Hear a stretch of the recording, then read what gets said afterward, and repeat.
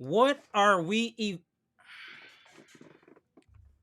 What's up, everybody? I'm Amara. This is Amaraslogic. Got a new video for you today. Milwaukee Bucks trades, rumors, and news live edition. Before we get into it, you know the spiel. I'm just at a loss for. I'm at a loss for words right now. I'm literally at a loss for words right now. I can't even get my intro straight. This is ridiculous what I'm watching right now. I can't even believe the Bucks are losing like this. Dame should be ashamed of himself. So many players should be ashamed of this performance tonight by the Milwaukee Bucks. I'm literally at a loss for words, Bucks Nation. This is horrible performance. National TV in front of everyone. Are you kidding me? This is ridiculous. We are losing 119-79. This is ridiculous, Bucks Nation. Absolutely ridiculous. I can't believe the Bucks are playing this bad. Dame, terrible. 7 of 20. 1 of 5 from 3. 2 of 3 from the free throw line. 17, minus 26. Lopez, 5 of 7, minus 34. Malik Beasley, 1 of 6, minus 27. Jackson Jr., 15 minutes. He has 2 points, minus 25. Khris Middleton, 1 of 10. 0 of 3, minus 40. What are we looking at, Bucks Nation? This is atrocious. I know the season is going to be ups and downs. I saw your comment, Liza, and that's a fact. We took this one on the chin, and hopefully we improve later. But we don't have an identity, ladies and gentlemen. We don't know what we're doing defensively or offensively. Like Aaron Rodgers covered up a lot of the flaws with the Packers. Giannis covered up a lot of the flaws for the Milwaukee Bucks. This game right here makes us look really, really, really bad. And the coach, minus 40. I don't even know if I've ever seen that before. This team looks like they don't have a clue. How is our record this good with this team? We need to make changes ASAP. ASAP, we need to make changes. This is ridiculous, Bucks Nation. I'm appalled, and I apologize that you guys even got to watch this. This is ridiculous. We just came off a great win. Dame hitting a last-second shot, and to come back out your next game and to play like this is an utter disgrace. Middleton, I want you gone. Period. I'm on the Middleton trade bandwagon. Let's get Middleton out of here. Let's see what we can get back. Could y'all please hit the like button as y'all come up here, please? We got to make sure all Bucks Nation can come to the live so they can tap in and say how they feel, because this is ridiculous. And especially after you saw what Indiana did getting Pascal Siakam, y'all come out here and play like this. If this is the Bucks, we're in trouble. We're in trouble. Horse, you're going to need to get on the horn and start talking to people. There's no way. Okay, Donovan Mitchell getting 31. I can understand that. I can't understand Niang having 29. Niang has 29. How? We got to get younger. We got to get faster. We got to play some young guys. We got to figure it out. We need speed. We have a Ferrari and Giannis. We need to drive it.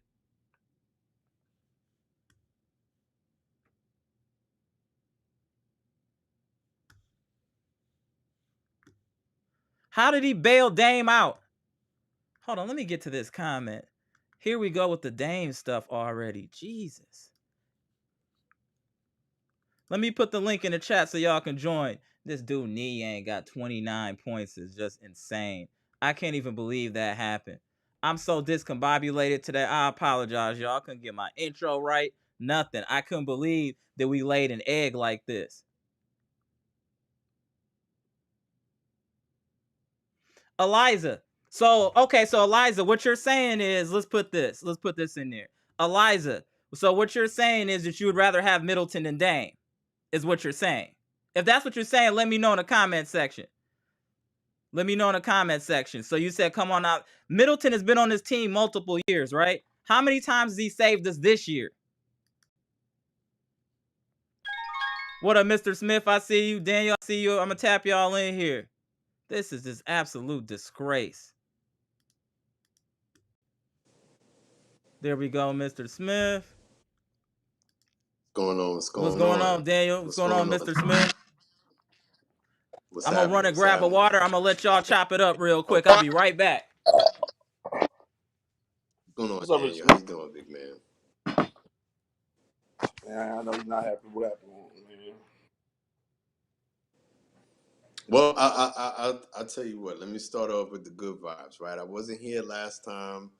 I think it was the 14th Sunday. So I'm gonna rewind just to give us a little bit of better energy. Than it's gonna be in this chat tonight for sure. That the Packers went down and absolutely smacked the dog mess out of the Cowboys. Was that Correct. not the greatest thing that you all year? And it helps to make up for what it is we're seeing now, right? For me, I'm still kind of riding on that high. So as disgusting as this game is, I'm not completely ready to punch holes in my wall or anything like that. But yeah, I'll let y'all cook, man. I got a lot to say about this because this is the kind of stuff we've been saying all this time, Hey, man. y'all both Let y'all cook. kind of stuttering a little bit. I'm gonna tap y'all out real quick and then just tap back in because both of y'all stuttering. Might be me, but let me just check real quick. All right, y'all. I'm gonna tap y'all back in a minute.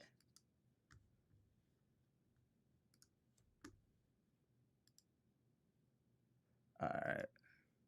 Just give me a second. I'm just checking the internet here, y'all. Let me get some of these comments off too. Just give me 1 second, y'all. Let me see here for still stuttering. All right, see Daniel. Yeah, it's still stuttering a little bit. Let me see real quick. Apologize, Bucks Nation. Let's try to get this cracking here. All right. Mr. Smith, you ain't got no screen, bro. Yeah, you good, Daniel. You good. Mr. Smith, I don't see you, bro. Oh, I'm still riding high from the Packer win, man. I'm still. I mean, they got. Hey, Oh, there Mr. goes Chizzy. Smith, tap Oh, back in. there you Yeah, go. that's I mean, yeah, but this right here, this should be a reason for a coach to be fired right here. This should be enough. This should be enough. It should be. This should be enough. Let me see how we doing here. I just want to make sure we're not stuttering too much. Otherwise, we have to go. All right, Mr. Smith, you should be good now. We got Chitty. We got Daniel. So go ahead, Mr. Smith. What's happening? What's happening? Can you hear me clearly now? Yeah, we can hear you. Yeah. So I'll just have like a reasonable response to this, right? Because obviously games like this are going to elicit some pretty strong emotions or whatever, right? And the last time, and I don't want to be a hypocrite, the last time I was on the live, I was trying to preach patience, using the Packers as an example of why to do that, right? Because there were definitely ups and downs in that season, and a lot of people were, ready to kick doors in and wave the 4-4, and all you heard was popping, don't hit me no more. A lot of people were on that energy when it came to the Packers, and so far we're on an uptick, right? But the thing that I preach patience for when it comes to this Bucks, or that I just preach patience for, is that the team has to give you a reason to be patient, to give you a reason to think that things are going to turn. Facts. And it's the same old, same. It's the same old, right? And so it's a lot of what we've been saying before. It's certainly what I've been saying before, is that you have too many guys who are built the same way, who all have similar weaknesses on the court at the same time. We have too many of those types of guys, not only on the court at the same time, but just on the team. Period. Right. And the problem is multifaceted. We have a coach who is determined to play a style of defense that does not fit the personnel that he has. He's dead set on doing that, right? He has the remnants of a defense that used to work on this team. He doesn't want to run that for whatever reason. These guys still know it. These guys can still run it. He's not going to run that. Rather than him say, you know what, we will, once we have the players that can fill out the defense that I would like to play, then we can implement the system. No, he is dead set on running this system as is. Problem number one. Number two, we have no perimeter defense whatsoever. Leaking too many guys into the interior, and then we find out that we have no interior defense anymore. So we are left with an otherworldly player like Giannis and not really much anything else. That if he's out there, if he's not out there for whatever reason, it all falls apart. We have a whole bunch of low energy players who would much rather play at a 2 out of 10, 3 out of 10 when it comes to the energy output.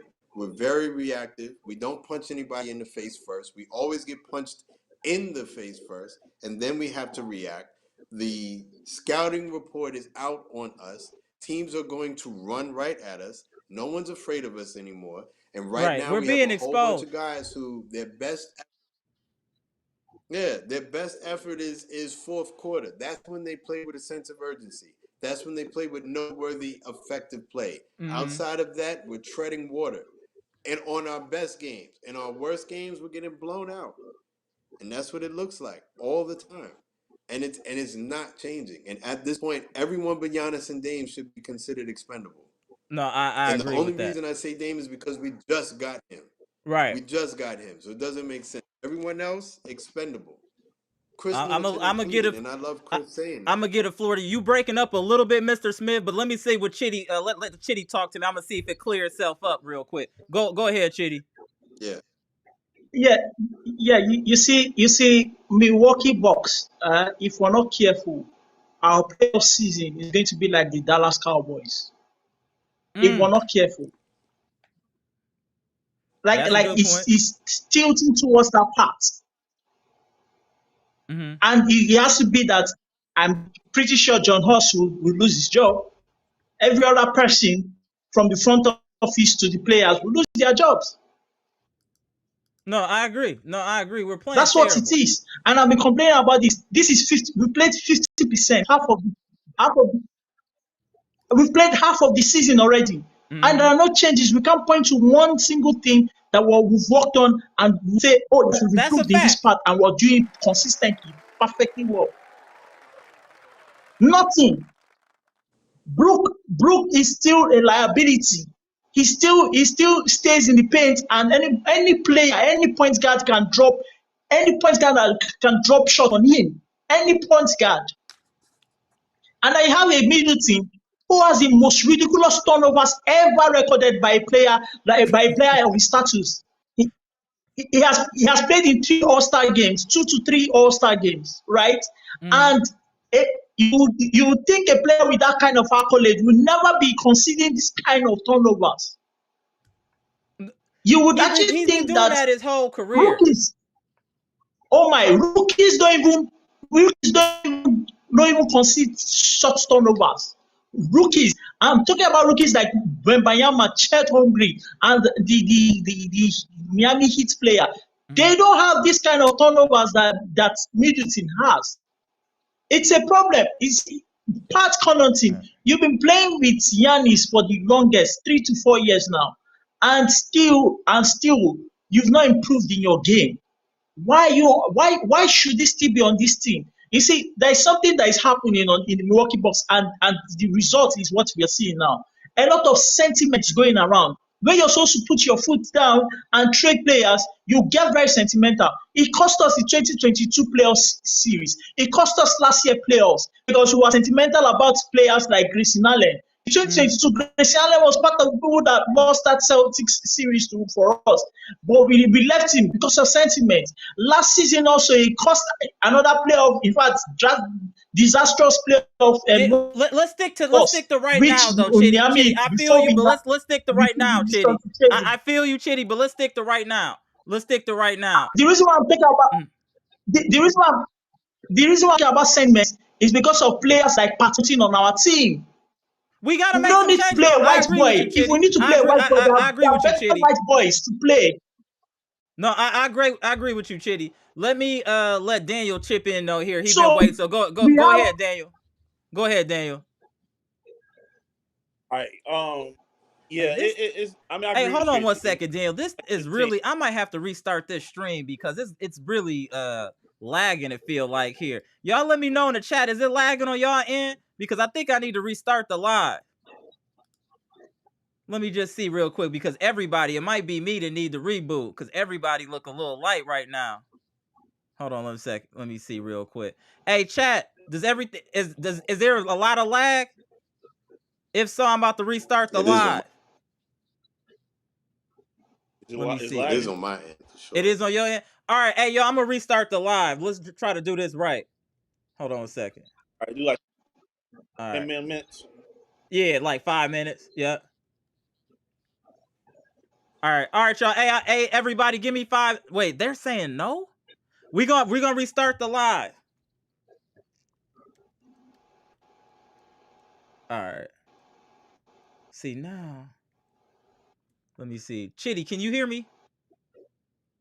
I can hear you all. Okay. Let me see something real quick.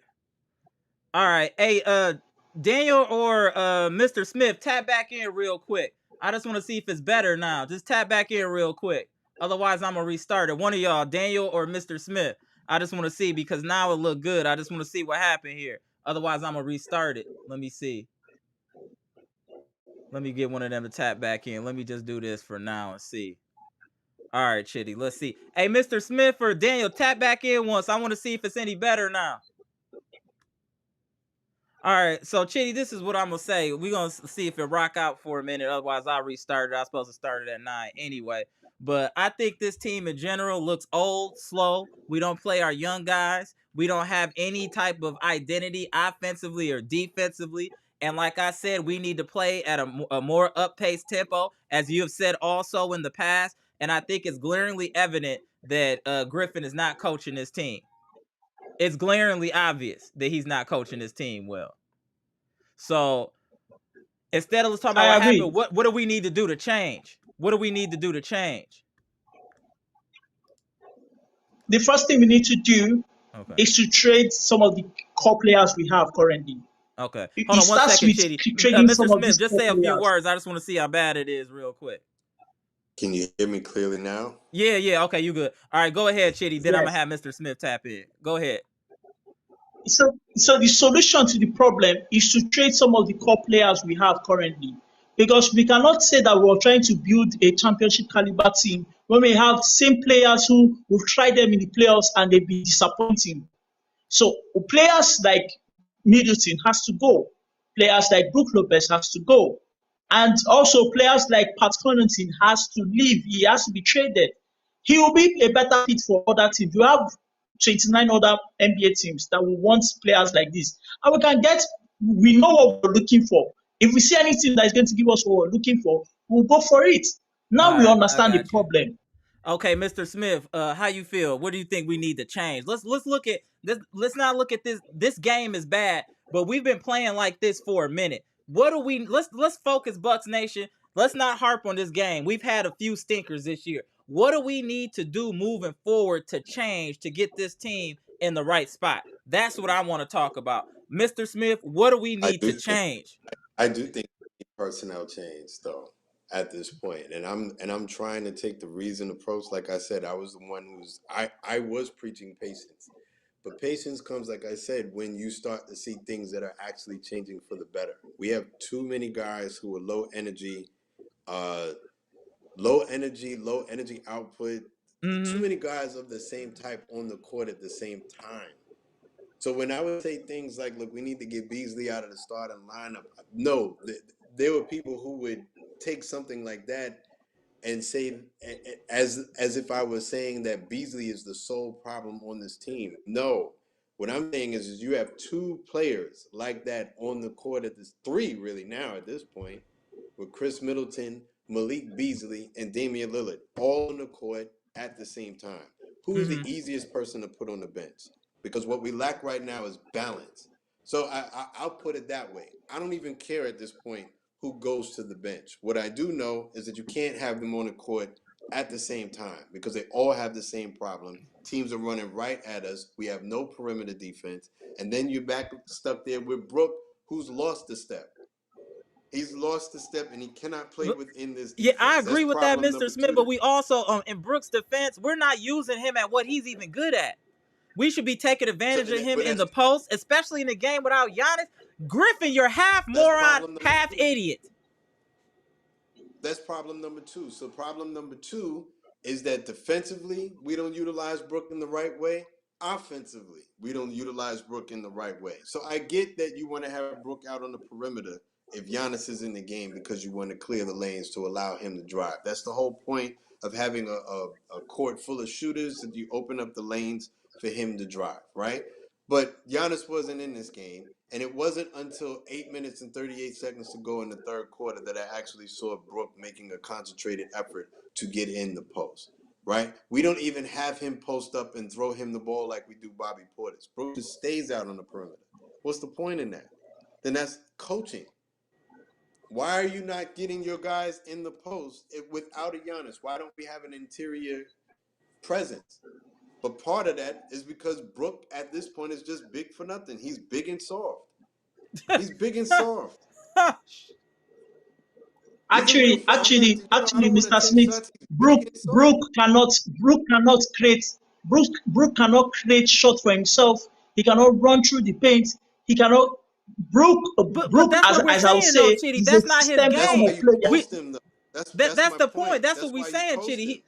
He should be in a That's why you post. post him. That's the point. You don't Yeah. start If he him playing in the at the post, top of he the would be way more effective. But we didn't have that. But then, So Brook was out there on the but then again, a Brook Lopez. We are all talking about Brook Lopez, right?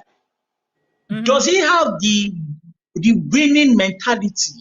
Yeah, it's not no. Because Chitty, you're it taking does it to a different plate. Chitty, you're taking it to a different plate. We're talking about his skill set. His skill set, what he's good at. He has game. He can post up. He can do things. He's usually the biggest person on the court. In a game like this, going against Allen, why weren't we taking advantage of what he can do in the post to put some pressure on Allen? That's what we're saying. I know y'all want to blame Dame, blame Middleton. I understand all that. But the coach is not putting these players in the best position to win. I'm telling y'all, man. When we play good, it's not the coach, it's the team. I'm telling y'all, man. But then again, right? Mhm. But then again, during Bud's era, we always saw Brook outside that paint, always trying to shoot 3-point shots.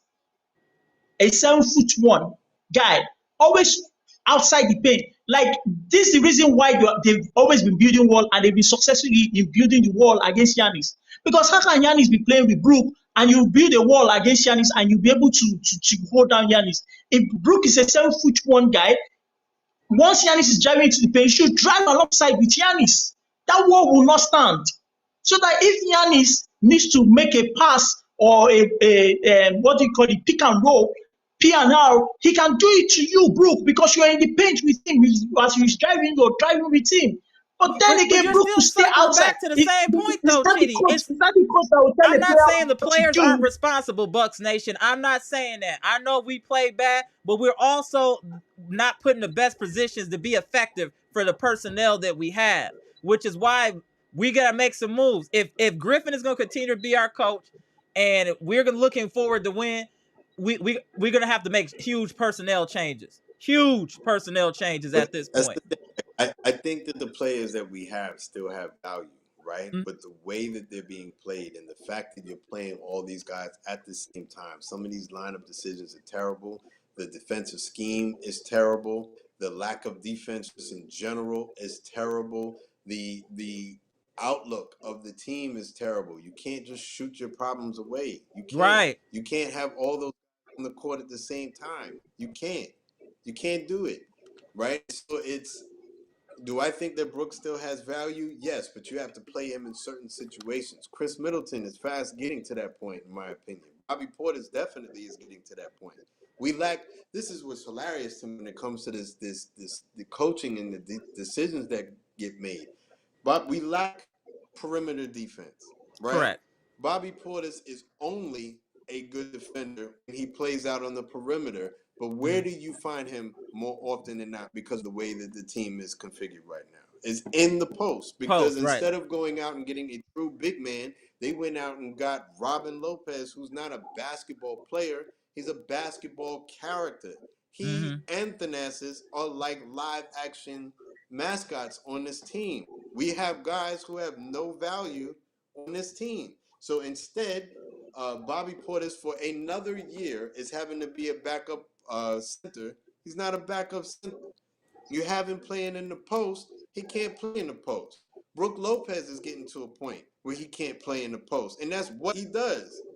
It's getting to the point where he's unplayable in this system because they refuse to play to his strengths.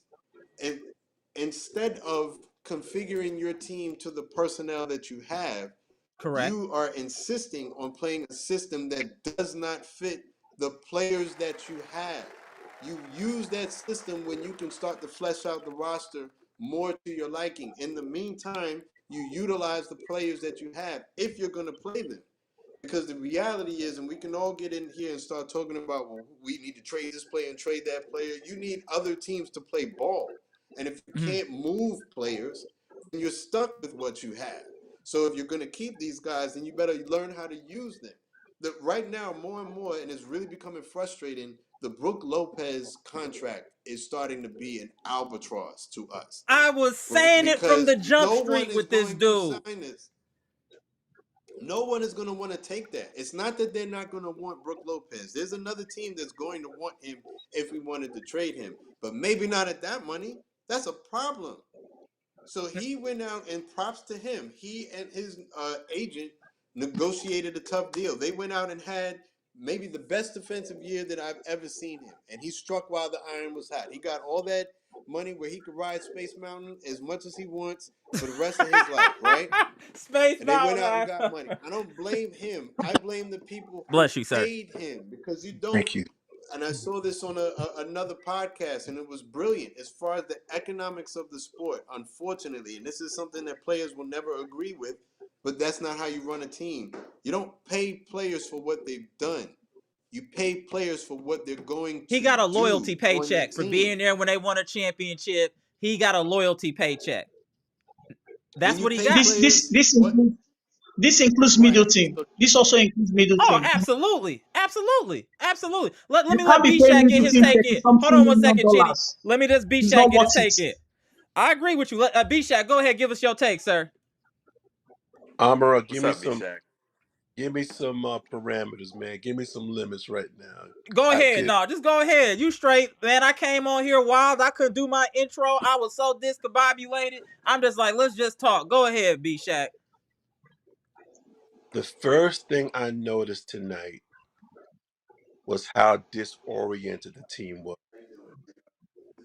Beyond who was on the court, beyond the individual performances, they were so discombobulated and so clueless as to what they're doing.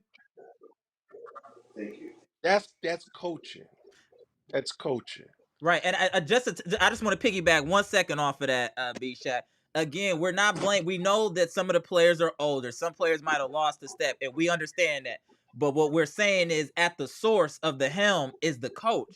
If you have players that are good at this, good at that, you're supposed to be able to take advantage of what they're good at and cover up their weaknesses. He has done neither.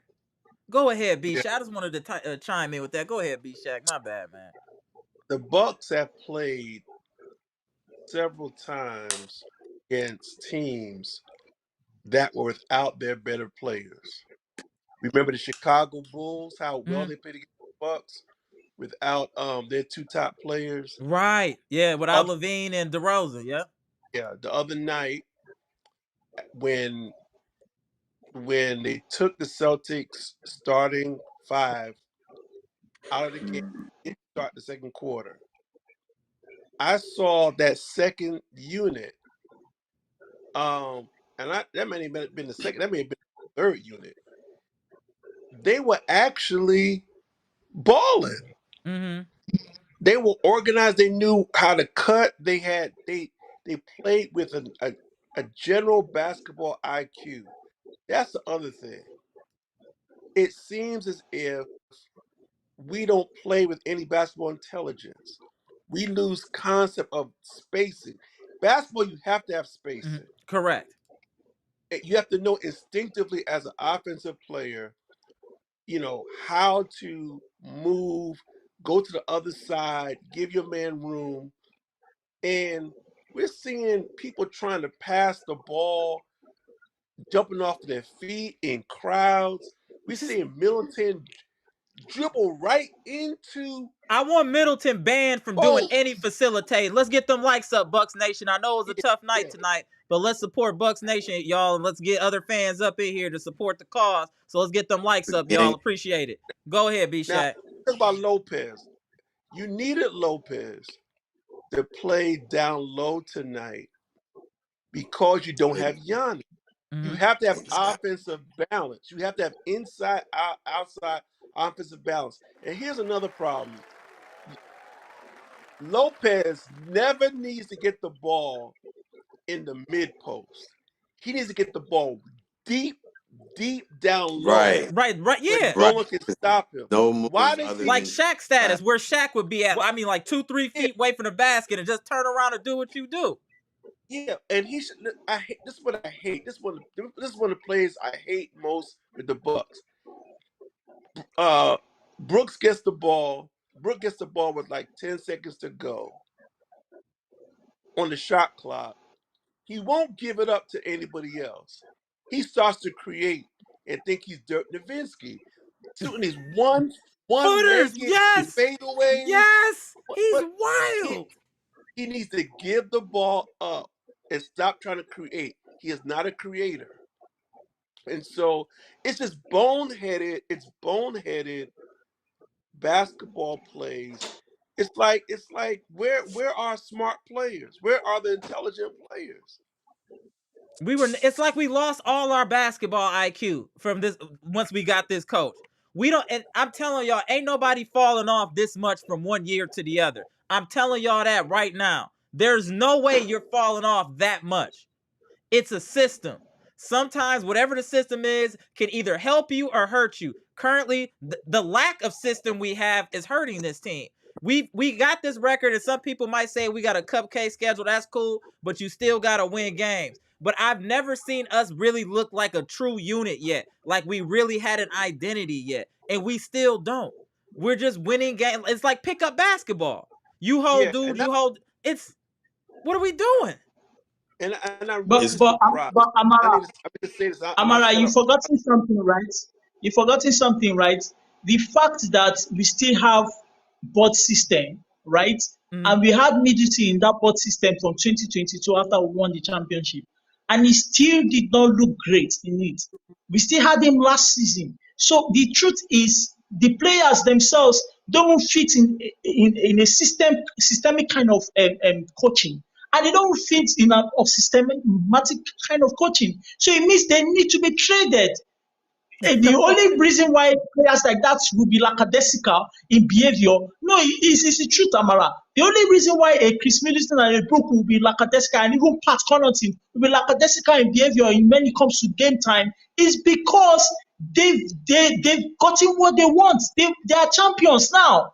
These players are enough with just one championship. We need to go out there, get hungry, young, talented players who want to win now and bring them in. Okay, hold on 1 second, Chitty. 1 second. Go ahead, Mr. Smith. I agree with you, Chitty. Go ahead, Mr. Smith. Yeah, and then I actually have to go. I do have to go back to some homework studying, right? But I think that's maybe a part of it, but I think Stacey Hanger always dropping gems. I see your comments, even if I don't always respond, Stacey. I think she has the comment of the night, which are, and it's beautiful in its simplicity. When roles are not defined, it's hard to execute a system. That's a coaching problem. Fact. Right? So shout out to Stacey, Queen, one of the queens in the chat. Head, right? And I'll use a play to demonstrate her point. There was at some point, I think, either in the second quarter or the third quarter or something like that, where Khris Middleton had the ball and he tried to do a spin move around his defender and damn near ran into Brook Lopez. And then shouted at Brook Lopez. Like, what are you doing? Like, get out of the way. And Brook Lopez like, whoa. And that's the kind of stuff that we were talking about. The fact that what exactly what B-Shaq was saying, that Brook Lopez gets the ball mid-post, and because he lacks speed, he lacks agility, he lacks any kind of thing. And even for his size, he doesn't even have impressive power.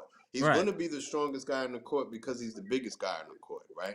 But he's not even as strong as he could be There are guys who are mounting more resistance than they probably should. And pass through people and ended up getting an offensive foul. It's being poorly run right now. We have a poor system that these guys at. What is our record now at this point? We will be 28-14. 28-13. Yeah, 14. Yep. 28-13. 13. 28-13. 28-13. That's a good 13. positive comment too, Eliza. Good positive comment. Go ahead, So that's Mr. 41 Smith. So we games. played 41 games We now are currently, exactly and 41 means 50%. Yeah. So we are exactly at the halfway point, and we're still having some of these problems. Again, it is not the end of the world, but some of these problems you will have hoped that they've gone away. The coach has to figure out whether or not he is going to sacrifice his system or sacrifice players, because you Or can't why have he both. gonna get sacrificed? How about that? Or he Right. will be sacrificed. And at this point, I'm willing to go with a lesser coach who can at least streamline what it is we're doing. Right now, his you should judge a book by its cover, but his assistant coach, what's that dude with the big glasses? I don't want to see him talking anymore. And he might be right. Yeah, no, he might I be feel a you right. basketball brilliant mind. He might be genius. I don't want to see him talking anymore. How about this? How about you just hold the clipboard and just go to the other end of the bench and sit down next to Giannis when he goes and sits on the bench. You know how Giannis always sits out of camera shot? Go sit down next to him over there, bro. I don't want to see you. Take that older looking dude with the glasses. Take him with you. Go take those guys off the bench. Promote the young lady on the back with the stats, and actually have someone who has stats-driven facts talking to your coach. Facts, Keith. This that you're doing right now is terrible. Like, you know what I mean? Like someone talk to your coach. Your scheme is terrible for the players that you have. Your configurations are terrible when you have all these guys on the court at the same time. Malik Beasley cannot play with Damian Lillard, period, point blank. At this point, I don't care who goes to the bench. They can't play together, period, because Facts. it leaks into the post. You don't have post defense. You cannot outshoot teams and expect to win. Otherwise, you're the Phoenix Suns. Correct. We are the Phoenix Suns. Right?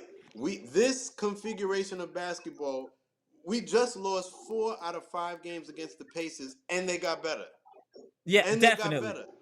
The league is moving, which is what I've been saying all this time. Younger, faster, longer on the perimeter. They are all morphing into the same team. See? If you this is why this summer I was telling y'all I didn't want Brook and I didn't want Middleton on this team. Y'all was saying, oh, they helped us win a championship. We just need them healthy. I said we needed to get younger. We needed to get faster. Now we're here, Bucks Nation. Now we're here. Y'all throwing me under the bus for saying it this summer. Now we're here. 41 games into the season. Exactly. Now we're here. I'm guilty of the same thing.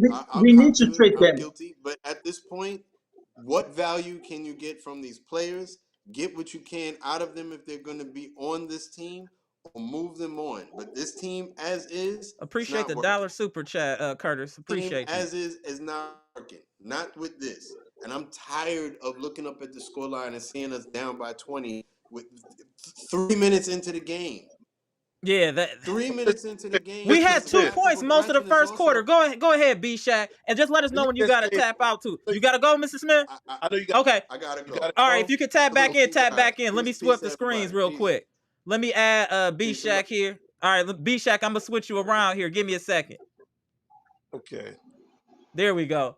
All right, B-Shaq, let us know how you feel. Bucks Nation, let's get them likes up. We grinding after a blowout loss, and we still here supporting these Bucks. Let's get them likes up, y'all. Come on, y'all. Go ahead, B-Shaq. I was just going to say, I was very surprised Giannis didn't play tonight. My understanding is that he participated in the warm-up and just decided to rest that shoulder. Right. He was actually shooting. It wasn't like he couldn't play. He chose to rest it. But when I look at the schedule, they don't play tomorrow. They don't play on Friday. And Saturday played the Pistons. He could have played tonight rested 2 days, not playing against the Pistons because they don't. Technically, they shouldn't have to. He shouldn't have to play against the Pistons, and he Right. could have gotten himself a longer rest to sit out on a nationally televised game, coming off of the momentum I thought they could have been building after the Dame shot. Mm-hmm. Even if he didn't want to play long minutes tonight, just help us get a rhythm, man, and then like sit out in the fourth quarter.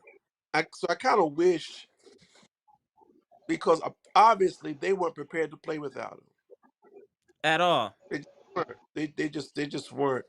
And I'm probably going to get off here too, but I just Okay. wanted to say that I in the chat, I got into it with somebody about get rid of Damon, not Middleton. And I said, you crazy. Yeah, I said that's crazy right there. Yeah, Middleton that's crazy. is cooked. And I'm gonna say before I go, Chitty, you came on tonight, but you didn't come on tonight after Dame time. You didn't come on that. Right, Hold on. And Actually, I said if Chitty comes on here and does Dame time on He's gonna donate. Dame time, I'll give a $10 super chat. Hold on. Speaking of super chats, my man Curtis Gallion preached a $5 super chat. I can't blame Coach Griffin because we still have Budenholzer players. That's Correct. valid. That's valid. Correct. That's valid. Correct. And That's we valid. know Budenholzer did not know how to trade for great players. We saw it in the playoffs last season, and the disappointing fashion we left. Agreed. 78. It's what it Salute. is. We need to trade. We need to trade the players we have. Mm-hmm. No, I'm with you. Everybody knows. We're there now. That Everybody Indiana thing knows already sealed it. Once I saw Indiana get Siakam, that's the writing on the wall. We need to make a move. Teams are getting better. They're getting younger. They're getting more athletic. They're getting longer. And we're sitting here with Lopez and Middleton thinking they're going to save us. Amara, do you know the problem? Do you know the problem currently? We are having the same problem that the Golden State Warriors are having. The Golden State Warriors don't want to let go of Draymond and Klay Thompson. That's a because fact. they got four Chitty talking right now, championships. Hey, Chitty talking. That's valid. That's and valid. we are at the same. Like, in fact, we are even worse than the Golden State currently because we've got players who it's not really that they even got that championship for us. I'm telling you that if you watch the game 6 of that finals against Suns, you would say that if Giannis didn't step up to that gameplay that he had, we would have lost game 6 to the Suns, and it would be a 3-3 tie game. That's what it is. Mm-hmm. So it was just that we had a player who stepped up above all odds. At the right time. We now have those same players at the right time. We now have those same players. 2022, where we were supposed to take it over to the next level, and Middleton guy was on the bench watching his teammates who were up 3-2 against the Celtics. If he had played in game 6 of the Celtics game at home in Milwaukee, we would have won that game easily and gone and qualified for the finals. And I mean, back-to-back now. What you're saying, but Chitty, we got to deal with right now. Chitty, I don't like when we going back in time. We can't go back in time. That's why you got a rear view mirror. Your windshield is so big. Let's just stick with what's in front of us. Let's just talk about what do we need to do for this team to get better. The truth is, we're using back in time as facts of why we've seen a lot to be able to trade the players we have currently. That's the old vet players right now. Because that is the yardstick of what we're going to use to say, okay, this is why this person has to be let go. Because right now, if you trade Middleton, fans will be like, oh, why did we trade Middleton? We have to show them facts of why we need to trade Middleton, because he has not been effective for the franchise. I said it from the beginning of this new season that Khris Middleton has not been fair to the Milwaukee Bucks organization. I will give you that, Chitty. I'll give you that. No, Chitty, I give you that. That contract, everything was bogus. Let me just cut you for a second. B-Shack, tell me how you feel about all that. Well, first of all, I think Chitty, I think that's a good parallel Mm-hmm. That was great, Chitty. point on the State Warriors. Mm-hmm. The only difference is this sentimentality with Golden State is somewhat legit because you're talking about 4 championships Mm-hmm. and you're talking about, you know, uh, 2 other besides Steph, 2 other Hall of Fame players. So I understand it in their regard. The only player that has a sort of status in the Bucks organization, other than Giannis, is Middleton. I mean, he's not a Hall of Famer, Right. but he's He's he's a respected by Hall the of Fame franchise. Bucks in Bucks history, right? Everybody else, there should be no sentimentality. There should be no allegiance because this is a business. Facts. Talk to him. The Talk to him. teams that start to allow their they start to allow their nostalgia and their emotions Mm-hmm. lead them rather than the cold hard facts or what you see in front of your face. That's when you make terrible errors, and that's when you become a mediocre team for a decade because you didn't pull the trigger when you needed to pull the trigger. Correct. I just wish we would have Because did it in the off season.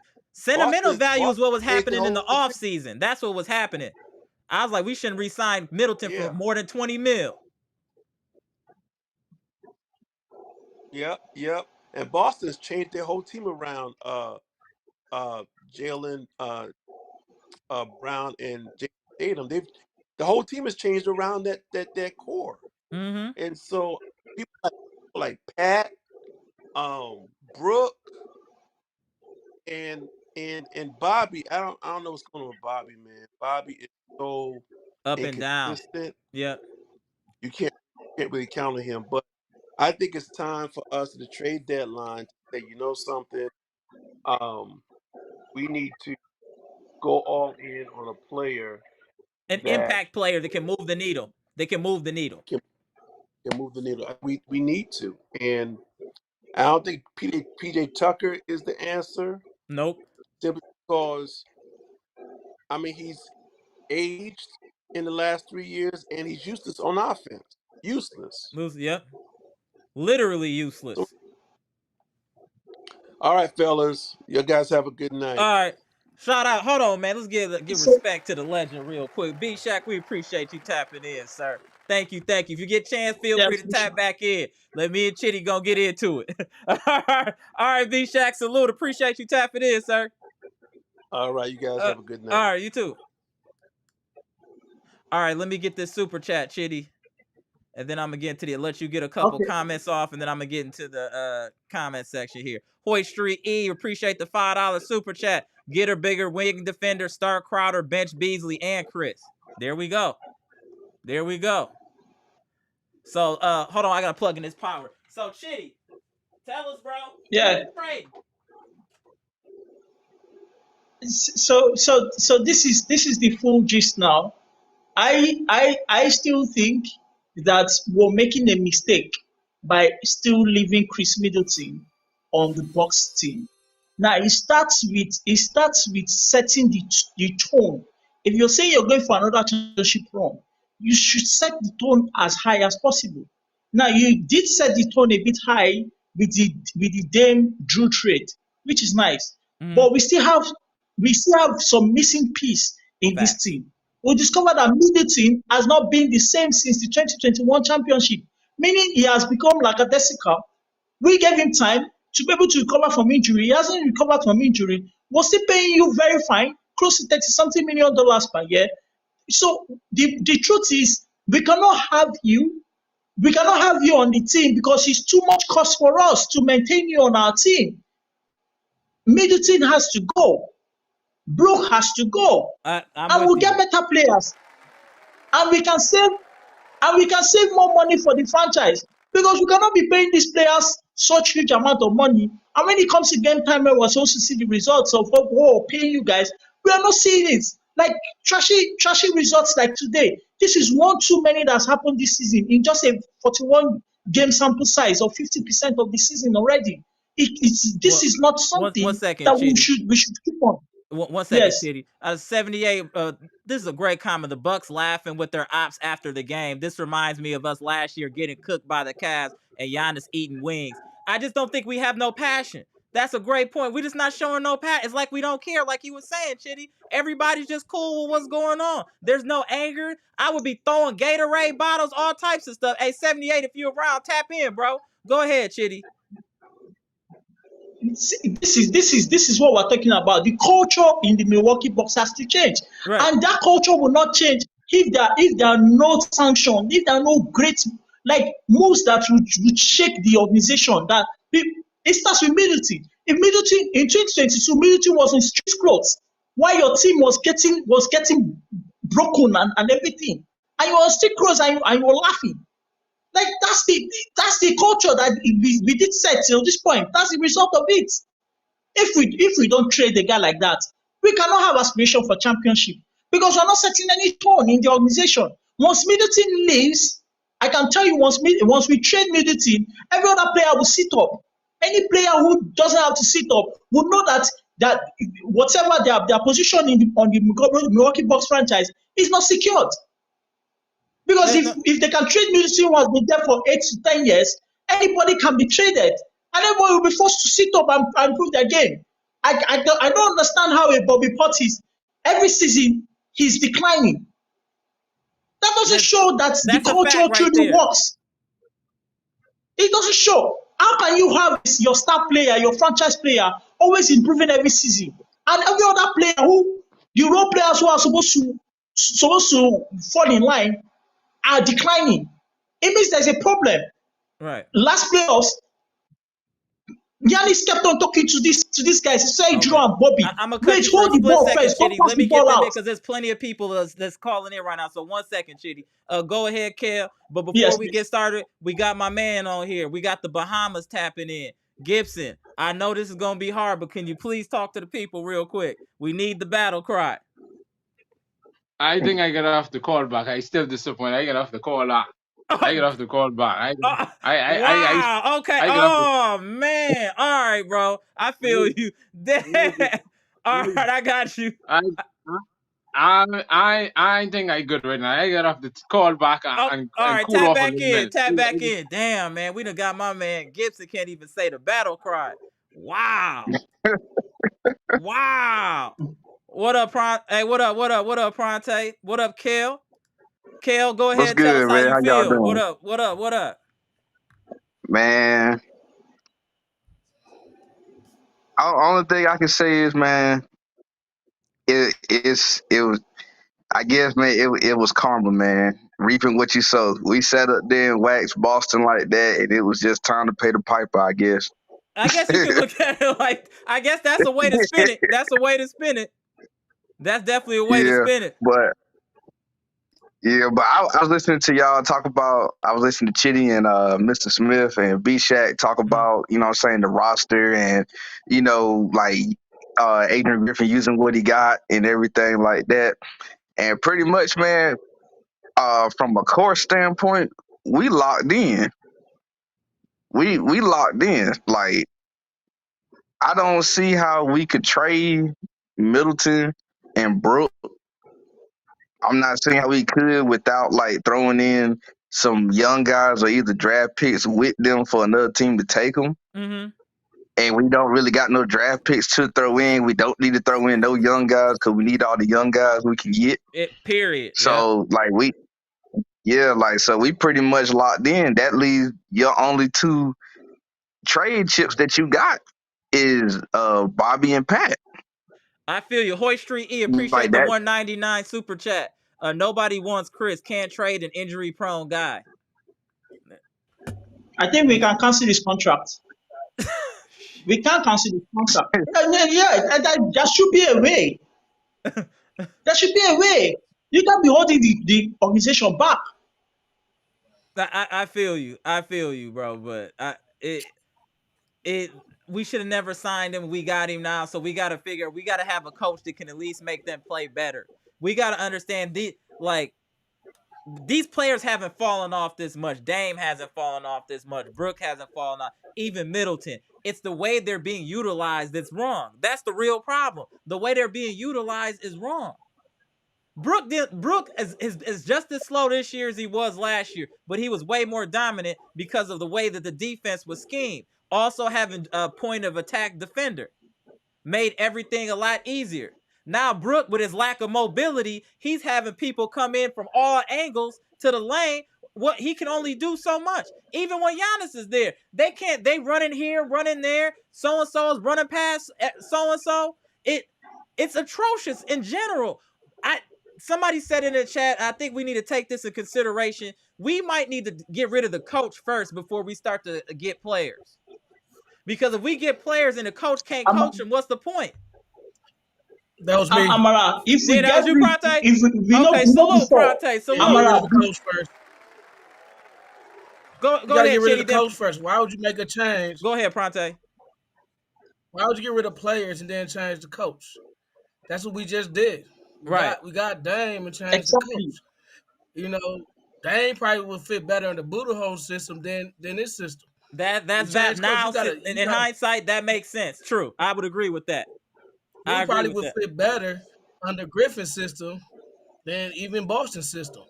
So, you know, you got to get rid of the coach. First of all, the coach is a drag on the team. He's disorganized. He's terrible. He's terrible. Like, he don't know what he's doing. You can tell he doesn't know what he's doing. Because he's supposed to be a defensive coach, and you got one of the worst defensive schemes in the league. If not, don't know what you're doing. So you have to get rid of the coach. You're not gonna get any confidence from the players until you get rid of the coach, and then you get rid of some of the old weight. Because there's some people that's just milking the team. They're just milking Giannis. But Lopez is one of them, and definitely Khris Middleton. You know, Khris Middleton ain't played in 2 years. Let's be honest. Facts. Khris Middleton probably played 10 games in 2 years. You know, so he's just been coasted. There's no reason to sign for $30 million a year. We all know that. That was crazy. It was no reason to sign Book for $20 million a year. We all know that. We overpaid for some old players. Now, like my man said, we stuck. We might be stuck. Because the only team that will actually pay for these players is a team that we don't want to trade them to. You know what I mean? Agreed. Or a young rebuilding team. Right. What team wants Middleton and Brook Lopez? A young team that needs some veteran leadership. A young team that would need veteran leadership. That's the only thing we could look at. Maybe Detroit. Detroit. Yeah, maybe Detroit. Maybe Sacramento. Right. Maybe Sacramento. It'd have to be a younger team that needs some veteran leadership. I would say OKC, but they doing fine without older players, so I don't even know to say this. Maybe OKC will take Brook with a Shea Childress. They might take Brook. You might can get them to bite on that. You know, because they kind of need a Brook on their team. Because Chat, while he big, he ain't stout. So a Brook will help them out. But then we don't want to see. Could you push for the Rockets? Because the Rockets wanted to make a deal with Brook during the offseason. Yeah, so maybe if we push for Rockets, if they're still interested with Brook, we could actually make something happen, a miracle happen. But for me, I still think that's what it would take. Yes, I still think that we don't need to change a coach now. We need to, because we just changed board to this guy. What we need currently now is to change the player, because we now see the real problem is also the players. We thought it was just the coach. You understand? Now we're seeing that the players are also part of the problem. So when we change the players, we can now definitely, because you can't just go about changing coaches like that, because the next coach you're going to get in currently now might even be worse than this guy we have. So I heard you talk about the Nets on here. Mm-hmm. The Nets had Steve Nash as a coach. They had just changed the coach. Appreciate. And when they got rid of Steve Nash, they instantly became a better defensive team. It became a more organized team just with the change of a coach. Same players. But that was Nash's. But to be fair, that was Nash's. But they had what was it? I think that was Nash's second year though. Like he was They could have did it earlier. It wouldn't have made a difference. It wouldn't have made a difference. But I'm What was the saying, difference? they're He not came back the gonna. They second not year gonna. just as trash. I dig what you're saying, but they not gonna fire. They not gonna fire him in this first year, halfway through it, Just man. Like like they not gonna I get don't rid of see that Middleton. happening. Just like they not gonna get rid of You Brook said- Lopez. Just like they not gonna get rid of Pat Connaughton. We just gonna bleed out Giannis good years. This is what we finna do because we don't want to make I mean, now real moves. I mean, come on now. Pat Giannis might is be. right. I'm down with He us, don't wait Stevie. on us. Pat might I'm be down out with of us here, trading but the players. as far as Brook and I'm Chris, down with yeah, us trading the Brook and Chris players gonna first be here. for the coach. We They just gonna need to be make here. some moves. Pierre, we need to put some confidence back in this team and Bucks Nation here. We're lost. We thought we had something going after that win, after that big win with Dame, and we come back to lay an egg like this. Even without Giannis, we should never be this bad. This was hard to watch. This was hard to watch. There need to be some changes, man. Hey, Chitty, I'm gonna tap you out for a minute. There's a couple people in the live, and just tap back in here in a minute so I can get some people in here. All right, All right, Chitty. all right. All right. Let me tap you in, WFSO. Yeah. Hold on a second. But we know everybody see it. Everybody see what's going on with the Bucks. Everybody knows as the coach. When you got Stephen A. Smith talking about, so man, you know what, man? I'm not anti-black coach, but this coach probably ain't gonna cut it. He ain't gonna cut it, bro. Obvious. Shout out to you, WFSO. It's so obvious to everybody, but a few. Everybody knows it. You could tell from the third game of the season that something was wrong. Something was wrong. It's just not right. Something ain't right. You gotta cut your losses soon. What you waiting on? Giannis to get mad and want to trade? What you waiting on? Because that's what's gonna happen. Giannis gonna want to trade. You keep playing that's with him like probably this. honestly though, that's probably what it would take. Cause that's what it took to get Steve Nash up out of Brooklyn. But then what happened after that? They all left. Yeah, they did. But I'm just saying that might be what has to happen. Giannis might have to be like, hey, yo, I don't know if I want to be here anymore.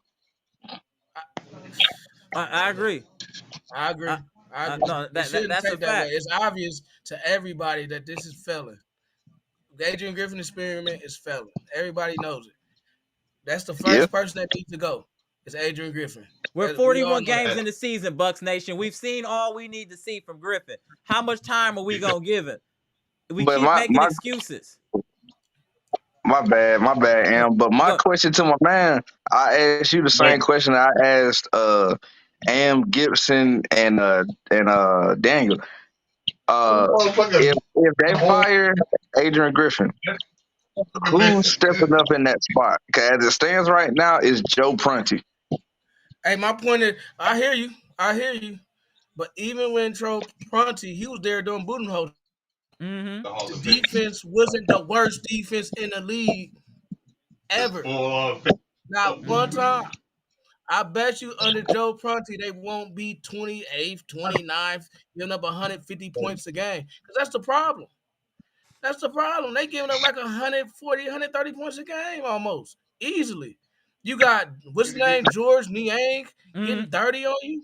Like, who is that? Like, come on, man. Like, that should get him fired right there. That should get him fired right there. Niang? You can't stop George Niang. Like, come on, man. Like, that's embarrassing. You got Brook Lopez giving up 80 points in the paint a game. Hate to say it. No, we love him. But 80 points in the paint is ridiculous. You 7 foot and everybody going right at you and just, they doing whatever. I mean, Donovan Mitchell was playing with Brook Lopez. Yeah, like, that's true. WFSO, what you got to say, bro? Let me let my man WFSO tap in. He got the hat on today. Unfortunately, I don't like seeing this hat. Whenever he got that hat on, that means he caught an L. Unfortunately. Go ahead, WFSO. This one is they play like crap. So okay, so that's what I'm going because they play like crap. That's what Dame was cooking. He was cooking that. Whatever's on your head, that's what Dame was cooking. So what you think about today's game? Let's get them likes up, ladies and gentlemen. Come on, y'all. It's 90 of y'all in here, 58 likes. Let's get them likes up. We should be at least 75. The like don't come out your paycheck. It's not going to come out of your pension, 401k, or Roth. I promise. It's just the like to help people find the information and get Bucks Nation bigger. Salute to the chat. Go ahead, bro. Oh my God, this game. It's like just like they just seems like they couldn't do it without Giannis. Like it was their opportunity. They should be able to at least do something and let him rest, but nope. Defense again. Defense again. It was such like a prestigious. No, that's the. I don't know if somebody got some in the background. If they can turn that down, it's like the TV is coming into in the feed. I don't know whoever got that in the background. All right, appreciate it. Appreciate you. It's just like, so somebody in the chat said that we're talking about Middleton and not blaming Dame. How are we not blaming Dame? Dame had a bad shooting, not the best shooting night. Dame was 7 of 20, 17 points. Not a great shooting night, but it's definitely not 1 for 10, is it? That's a different level. 1 of 10, 2. Dude, come on, y'all. With Middleton, 1 of 10. It's not his best, but it's not his worst either. Right. And Dame has been playing like pure trash. No, I agree. For what you had expect ups and downs. Dame, I agree. And what we get from Dame, we gotta be honest. Right. Dame is not living up to expectations right now. I agree. He is super inefficient. He I takes agree. Terrible shots. He keeps trying to get a foul every time he go left, and they ain't giving it to him. He shoot this terrible shot up that he don't even try to make. He just shoot it up. They're not calling a foul. It looks stupid. It looked ridiculous. And he lost a step. If we talking about Middleton lost a step, Dame might have lost a step too. Let's be honest. Dame look like he can't get past his man half the time. I think Dame does get to the hole. I think he's missing layups and not getting calls too, though. I mean, he's but not that playing well. He's shooting 42%. I mean, when you're a guard, you can't get by your man. That concerns me. That means you on a decline, man. You know that. Like Middleton's on decline. He might be on a decline. We might want to trade him too. Just and get some go younger. We got to make sure that Giannis gets another ring in his prime. I mean, we can't. If Dame is going to get older next year, not younger, we might want to get something for him before people realize that he might have lost 2 steps, not just 1. Because that dude is looking like he lost a step. I mean, how many times you seen him get locked up by one person? Just sitting on him, he had to pass the ball, man.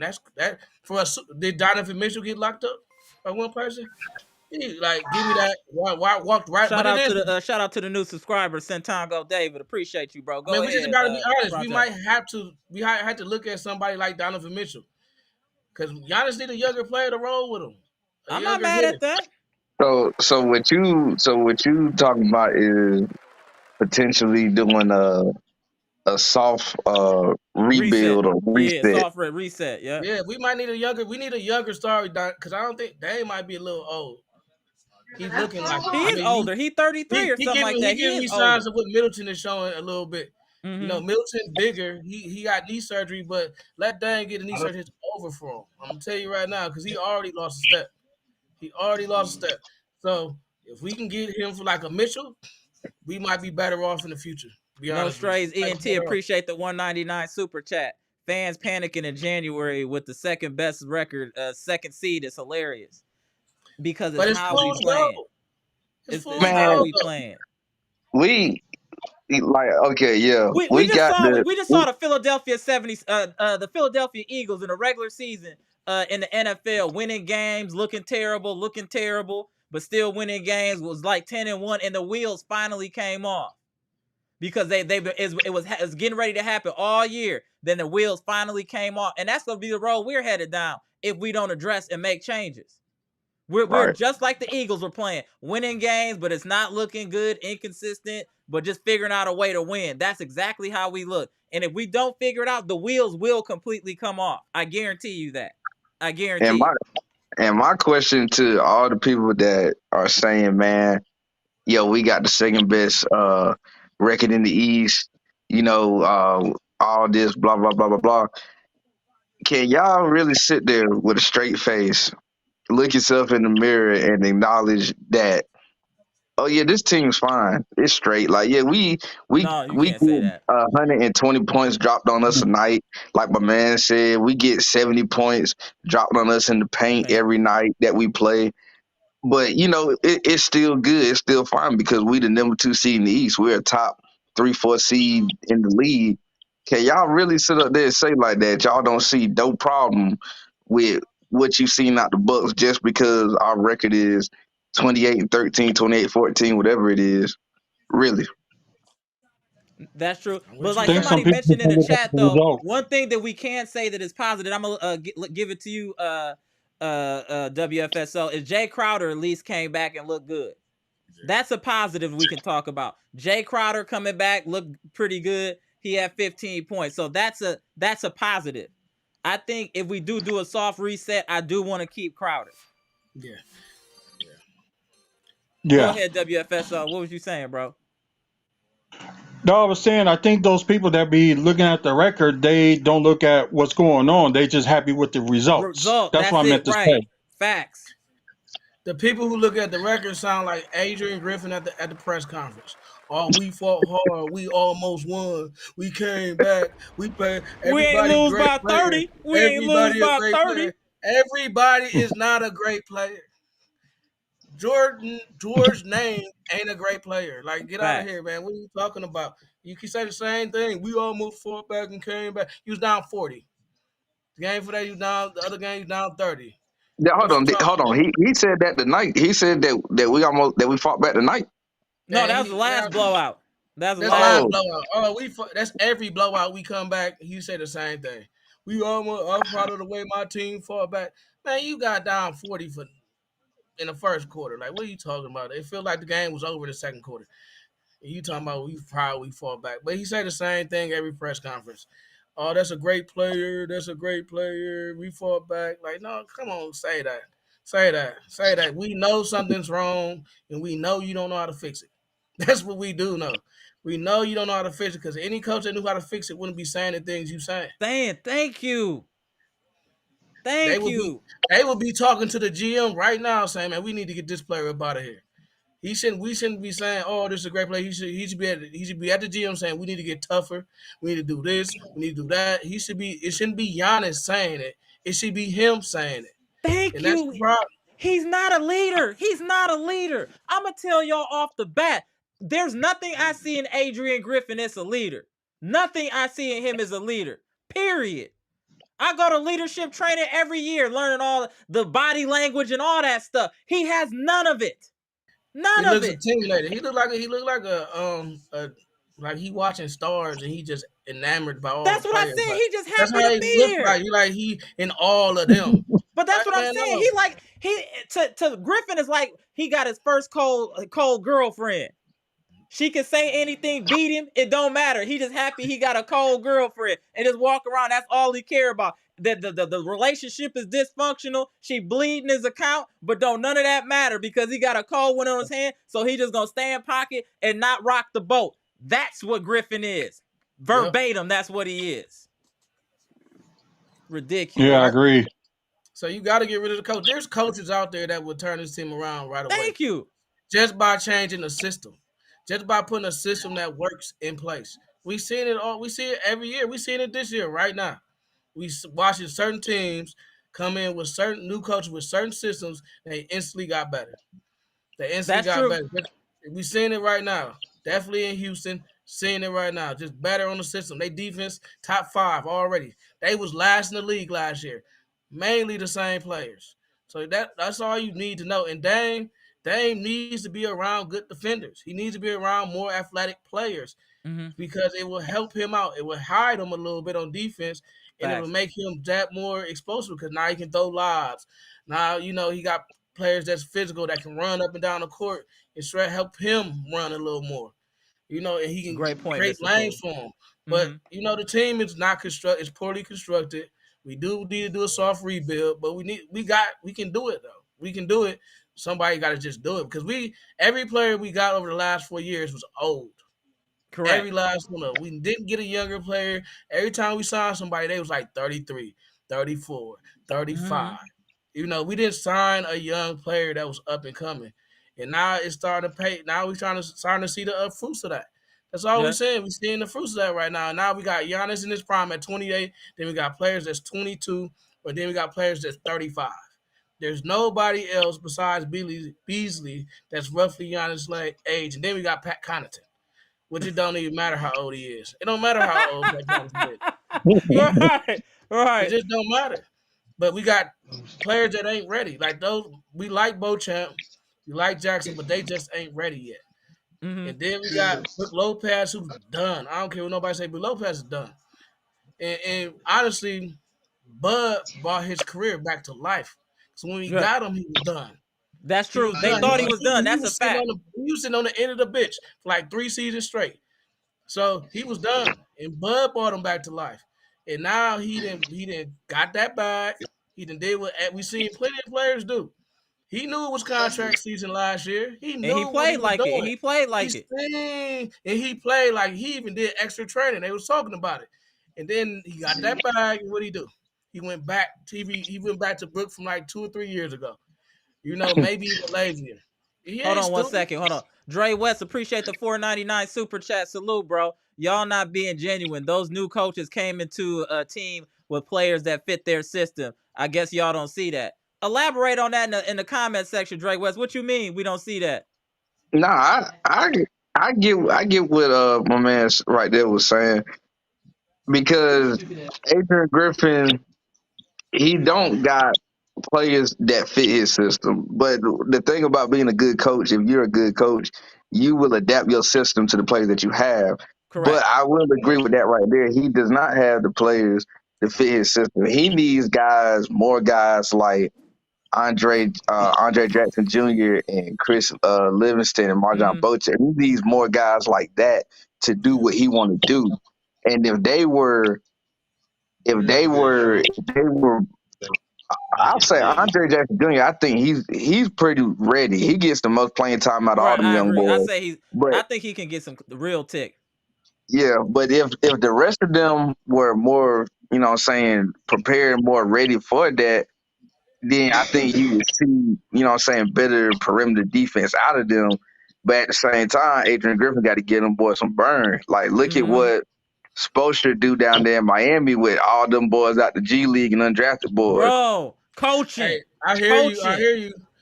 Coaching. But you prepare for games before the game. Yeah. So the way he coaching, teaching it, installing his system must be terrible. That's all that means. And what are they doing in the film room? What are y'all doing in practice? Look at Spoelstra. They said that Heat players said that the practices be harder than the games. That's why they go to the games prepared. Coach Griffin practices must be terrible. And that's all it is to it. He don't know how to coach. He don't know how to install his system. And that's what you're saying. He just don't know how to do it. And that's why he never was a head coach. Look at Nick Nurse. Look at Nick Nurse. He knows how to install his system. Embiid ain't got faster.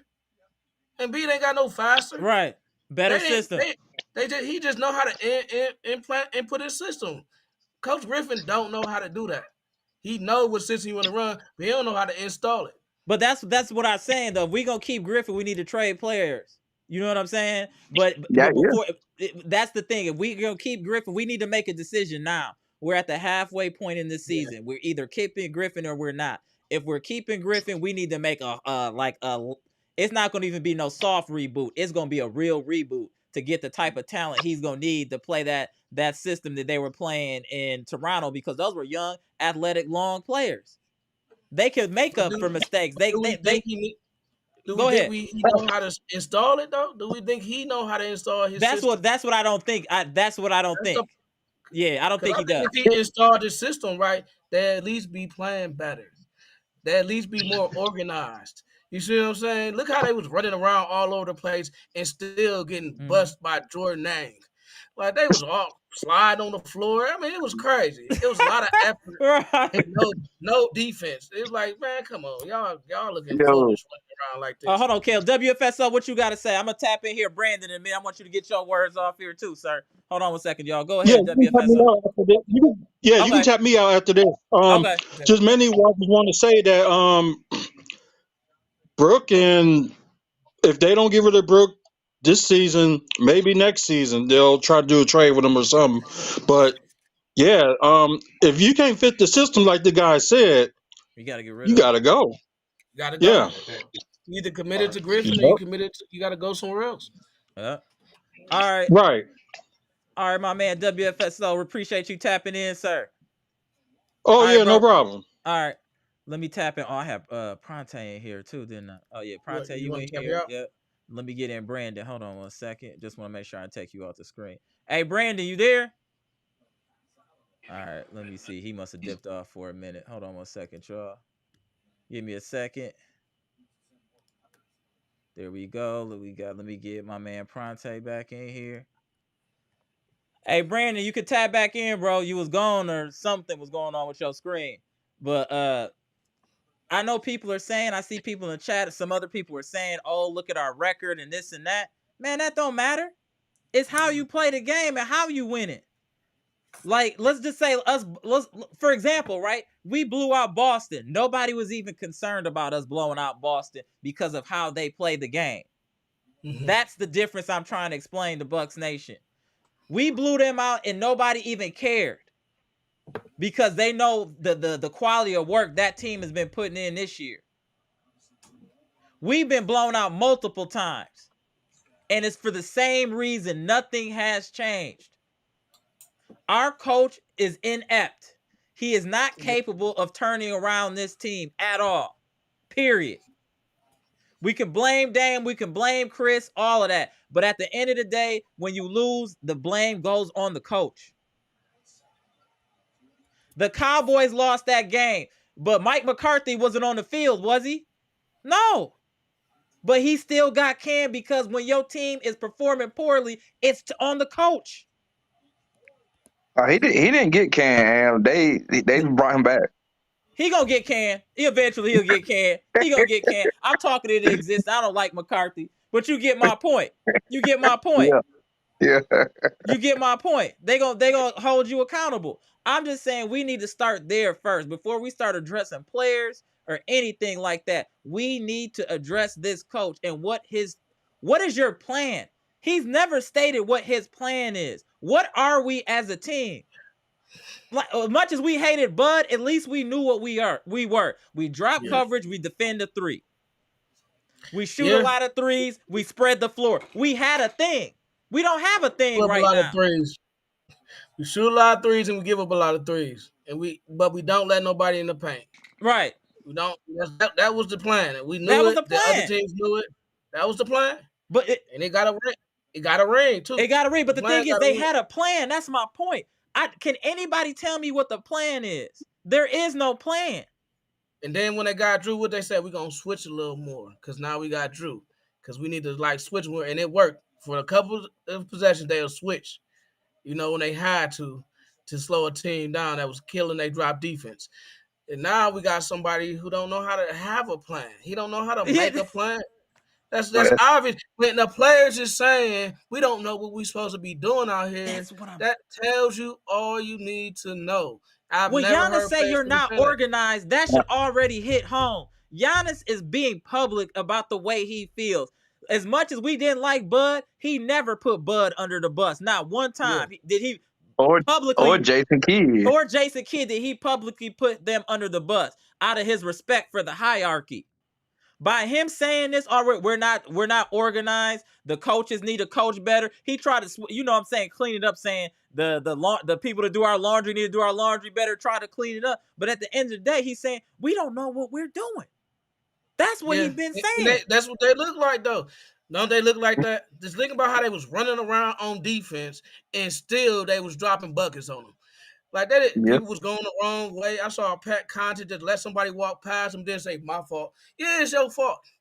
That happened like 5 times a game with you in it. Like you just, my fault. Like man, it's your fault. We know it's your fault. It's been happening all year. It's been your fault. But you still get to play 30 minutes a game. Hold on 1 second, y'all. I would do this trade. John Jackson put it. I would trade Khris for Kyle Kuzma and 1 second-round pick. You at least get younger. You would at least get younger. You would get younger.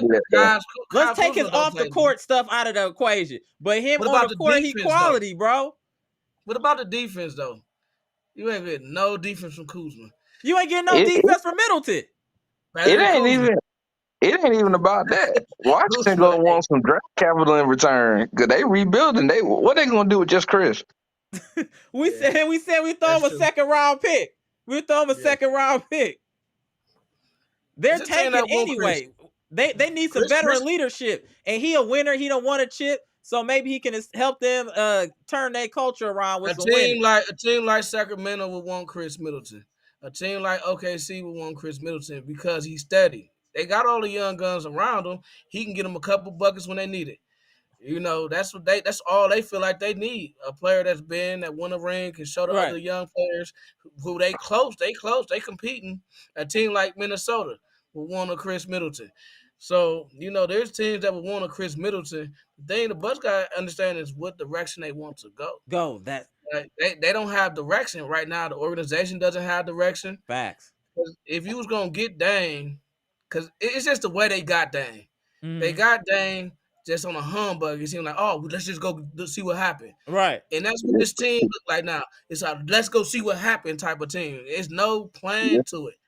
You know what I mean? There's no plan to it. So we got 100 people in the chat. Salute the Bucks Nation. Let's get them likes up, y'all. Much appreciated. We should be at least 75 you have likes, Dame and Giannis, and you actually really build a real team around Dame and Giannis that fits both of them, you're not gonna have this team we got. You're gonna have a different team. But they didn't do that. They just said, we're just going to plug Damian and see what happens. That's true. That's to keep Giannis. And that's not a plan. That's a dumb plan. And we seen it. We seen it happen. That's not a championship plan. So now they got to fix it. Now I think Golden State might take Brook because they want a big man. And we can use a Kuminga. Absolutely. I would trade him in a heartbeat for Kuminga. They want to trade him. They really want to trade him. So we can use Kuminga. My thing with Kuminga is, we can use him, but from what has been reported of what he said, he wants playing time. Like, he wants serious playing time to develop and reach his, star level. How he going to get that here? Easy. Middleton to the bench. You said what? You got Middleton. He's a starter. Kuminga's a starter, and especially on the Bucks. He's athletic. He's strong. He can run. The Bucks. But then in that case, I would rather trade Khris for Kuminga than Brook. I would like to get Brook for a younger big. I would like to trade Khris for. I would trade Khris for maybe an athletic Kuminga and something else. Maybe even if they threw in a Moody or something like that. Just because I'm sure they don't want him on the team. He might be a distraction or something like that. But whatever the case may be, we got to find a way to get younger. We got to instill some more youth into the starting lineup. We look slow. Listen, I'm with you. Beasley ain't been great. We know Beasley ain't been great. But Beasley's getting paid $1 million, $2 million a year. Brooks getting paid $20. Middleton's getting paid $30.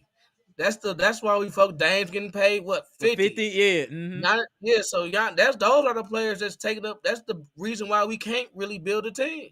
So if they can't perform, you got to move them around because that's where all the money's at. What you got this money on dad? This dad weight. You carrying dad money. Now you can't. But that was with the Brook and the Khris thing. That was a damned if you do, damned if you don't situation. Because even if we would have let them walk, we still was cap strapped. We didn't have no money to go, get nobody substantial. So that's why we re-signed them in the first place. Now, we could have done a sign and trade type deal, at least for Brook. We could have possibly done that. Right. But as far as Khris goes, that was damned if you do, damned if you don't. Yeah. But we can trade Khris now. It's at the threshold. Brook and Middleton are not eligible for trades at this point. I think it's mid or late December. They're available to be traded, I believe, at this point. Right. I think Middleton showed enough that a team would bite on Middleton because he's just inconsistent, and some teams don't need him to be consistent. That's the thing. That's what I'm saying. Some teams just need him to come up and give something off the bench, maybe a 10 or right the ship for a team when they struggle in scoring. Some teams don't need him to be consistent. They don't need him to be what the Bucks need him to be, and that's the thing. Right. And they take that. Like maybe even the Knicks would take a Middleton. Just because they just need somebody to get a couple buckets. Sometimes the Knicks can't score. Go ahead, Gibson. Hold on one second, kid. We got my boy Gibson. He calm now, Gibson. So he done tapped in. Go ahead, Gibson. Yeah, he was tight, bro. He was looking disheveled. Nah, go ahead, Gibson. Go ahead, bro. Before we get started, go ahead, Gibson. Peace and love, peace and love, peace and love to Kale, the new subscriber in the chat. I like his take. He's a very good guy. I love his take. He got some knowledge on the game. I love it. Respect.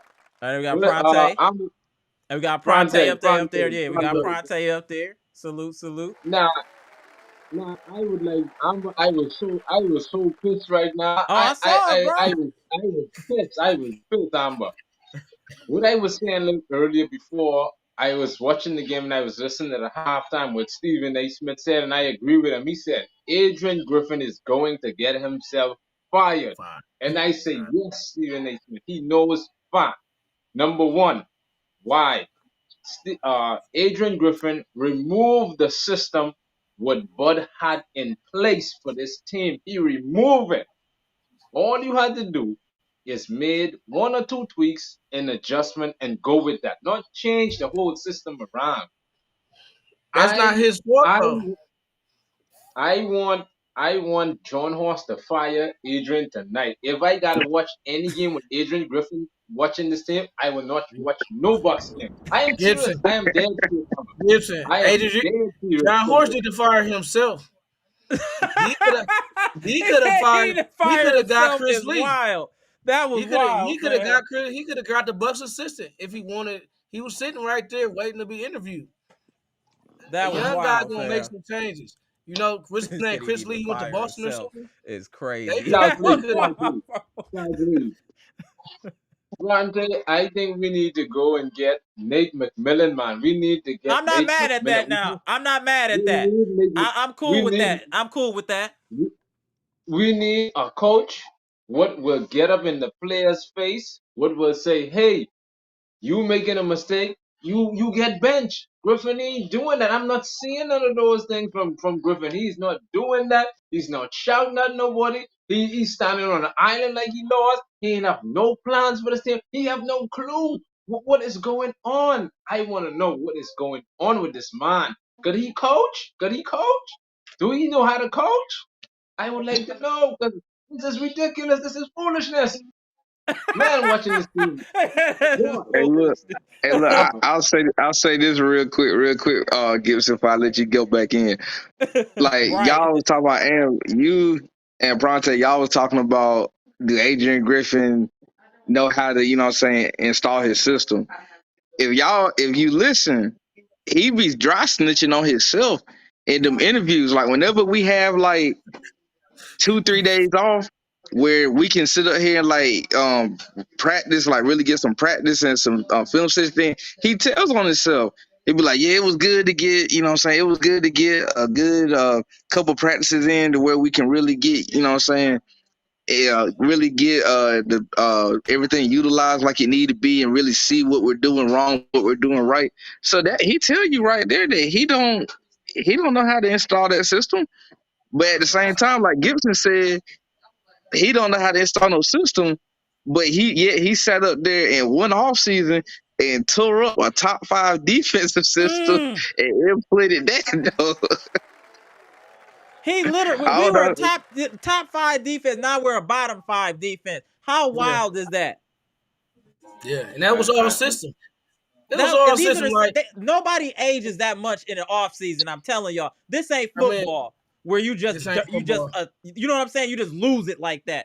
This is people not knowing what they should be doing. There's no roles identified for these players. There's no roles. You see it every game. They be like, "Oh, my bad, my bad." Bro, this is all you see is people pounding their chest. That's it. You let dude walk right past you, and then y'all just looked at the other. Like, look, Beasley trotting down the court, his man wide open for a 3. Like, what you doing? Like, and Griffin just standing there looking stupid. Like, why don't you get on your players and bench them? Like, they out there. Hold on one second, Pronte. Eliza said the Kings already pointed out they wanted to sign Brook Lopez, and if the Bucks ever traded Brook, they would immediately bite. They would. Okay. What can we get off the Kings though? That's the problem. That's the thing. Who do they got that they would give up? You know what I'm saying? They will have to give us. We will love to get Davion Mitchell, you have to give us a bonus. We need some players back. We They need will some not give players you no back. They I bonus. not giving smart. up some We bonus get now, They ain't bro. good. They not We doing ain't gonna that. get some They not bonus. doing We that. we we Yeah, might that's a get we bonus is might get dead. Mitchell. That's dead. Yeah. We might If they get did it, we I would got be Mitchell. hyped, but they not doing that, fam. We gotta be real. Yeah, We gotta be we realistic with might. our trade expectations, y'all. We gotta be hey, realistic with the trade I'm expectations. somebody just put in the chat a couple of minutes ago that the Toronto Raptors have waived Koloko. If we could pick him up, I think that would be a good fit. Horse need to make moves because when I watch that Indiana Pacers and that Raptors move, we have to make some move because watching this game, but I turned off the TV, and all. I didn't want to watch it anymore. It was hard. It was disappointing. It was a hard fit. That It was hard. idiot Griffin. Oh, come on. How could you start a lineup with Beasley and Dame at the same time? Still, Common sense. You don't put, oh, still, man. still. You don't We put. 41 games in. Dame hasn't played well this year. I got you. Middleton has been up and down. I got you. Oh, man. But with all that being said, I know our record is good, but I can understand if we were losing, but we were losing playing our game. What is our game? What's worse is having What is our game? Pat Connaughton run point. Oh my Like, what are we doing? How's Pat Dog, running? that right Like, there, what is this? What is this? that right there pisses me off so bad because I sit up there when they let Pat run point and like Bobby and whoever else will get the rebound, whoever else, they'll sit up there and give that ball to Pat with the quickness. But yet when Dame's in the game, y'all want to bring the ball up the court like Bobby on the fast break, take the ball up the court, turn the ball over. But it's not their fault though. It's not their fault because they don't know their role. You can't blame players for doing things when they don't know their role. Don't blame players for doing things they're allowed to do. Okay, that too. Then let's go with that. Obviously, Bobby all of a sudden allowed to think he a point forward. We all know he ain't a point forward. When have he? What are you doing? You can barely. Man, come on, man. Trying to Euro step and dunk and get blocked by the rim. Like, you out here tripping. You got Brook Lopez doing reverse layups, trying to Euro step from the 3-point line and fade away like he Kyrie Irving. Like, this is ridiculous. Like, man, the coach need to get on his players. They doing ridiculous stuff. Like, Bobby Portis, you ain't Giannis. Brook Lopez, you ain't Kyrie Irving. You up here fading away at the 5 feet behind the 3-point line. What about this, though? That's crazy. I like that, though. Othello Rucker said, what about Boucher or Podol from the Raptors? Since they cleaning house over there, I like Boucher.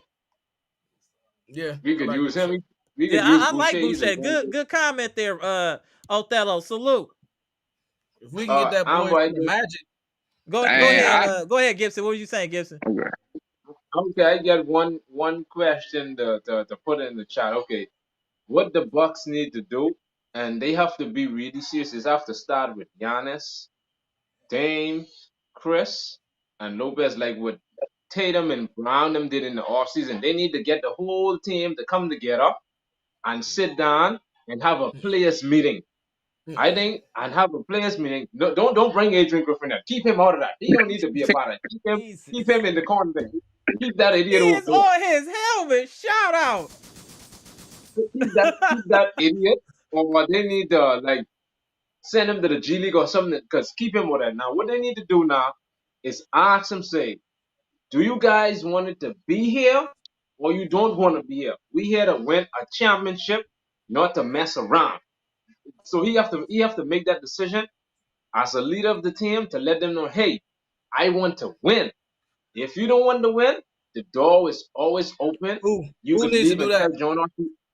Giannis needs to call a meeting. Giannis. And you know what, man, Gibson? I was thinking the same thing.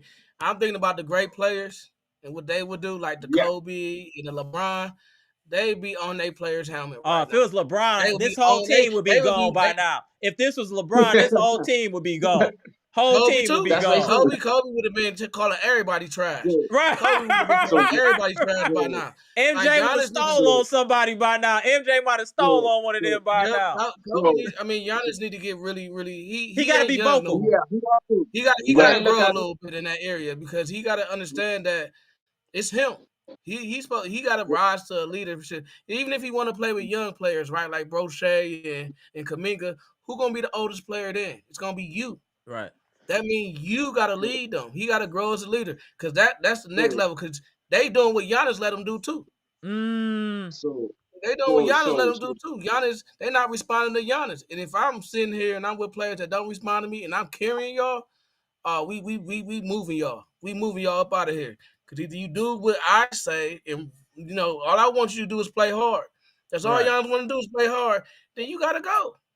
So the truth said, look, check this comment out, y'all. So the truth said, how the hell do you cover up players' weaknesses when there ain't nobody to come off the bench that has the ability?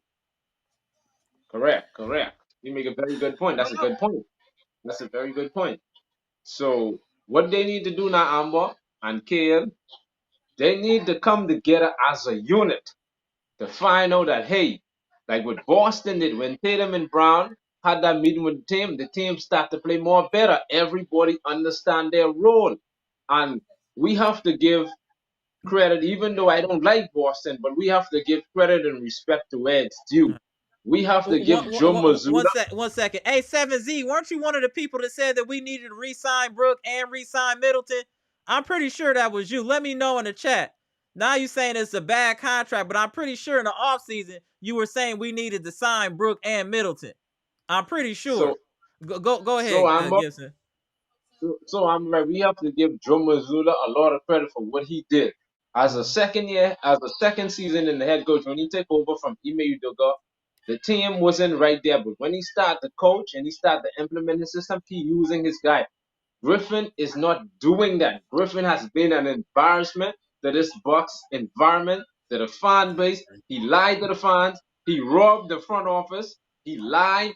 How could I ever believe Griffin again? Even though he would have taken the Bucks to the final, I still won't believe him. I still want him to go because he is weightless. He lost. He don't know how to use the team. He ain't putting guys in the. We are being the Milwaukee Bucks right now. Are being the laughing stock of the NBA, and we cannot even see that. It disappoints me. We are a laughing stock. Our record don't even impress nobody. Our record don't even impress nobody. Nobody's shook by us. Nobody. They just see all the flaws. It's easy to see the flaws when you got people not playing defense. Literally just not playing defense. And you got a coach on there looking like. But hey, like I said, we pretty much. My bad. We pretty much locked in with, you know what I'm saying, in my opinion, we pretty much locked in with Griffin. I don't think they're going to fire him this year. So we're going to have to make some trades and get the players. Gibson, who you say that was? Kenny Atkinson? Go ahead and get Kenny Atkinson. No. He said Nate McMillan. Nate McMillan. Give me Nate McMillan over him. If they did that, if they fired him and they hired Nate McMillan, I'd be cool. But I don't think they'll do it. I think that they're gonna ride with Adrian Griffin the rest of this year. So you're gonna have to get the players that, you know what I'm saying, can work in his system. You're gonna have to go get Royce O'Neal or Dorian Finney-Smith or, you know what I'm saying, some guys like that are working this system. Because, you know what I'm saying, Giannis, Dame, Brook, and Khris, that, you know, they locked in, at least for this year right here. Like, they could, like I said, possibly trade Khris and Brook. I don't know. I don't think that they'll do it. But everybody else, other than them young boys, is on the table.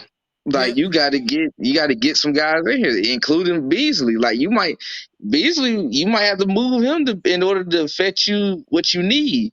Like, he's one of the best 3-point shooters in the league right now. I hear you, bro. I feel like whatever you do, you're going to win games with Giannis at this point in his career. You're going to win games with Giannis. You're going to be in the playoffs with Giannis on your team, period. With Giannis and Dame on your team, you're going to definitely be in the playoffs. So if you want to rebuild this year and start restructure your team, you might want to do it because you got Dame locked in and you got Giannis locked in. You know the team ain't winning the championship. So if you want to do a soft rebuild, you need to go to Giannis. You need to say, look, we need to get a new coach. We're going to get him in here now, and we're going to get you some younger players so you can compete for the next 5 years. because the players we got is too old. Giannis' problem is his loyalty. He's too loyal. Giannis is a little too loyal. I And agree. he kind of messed up the team too with his loyalty. Keep Khris. Keep these players. Keep Pat. Part of the reason why they stayed is not because of the organization. It was because of Giannis.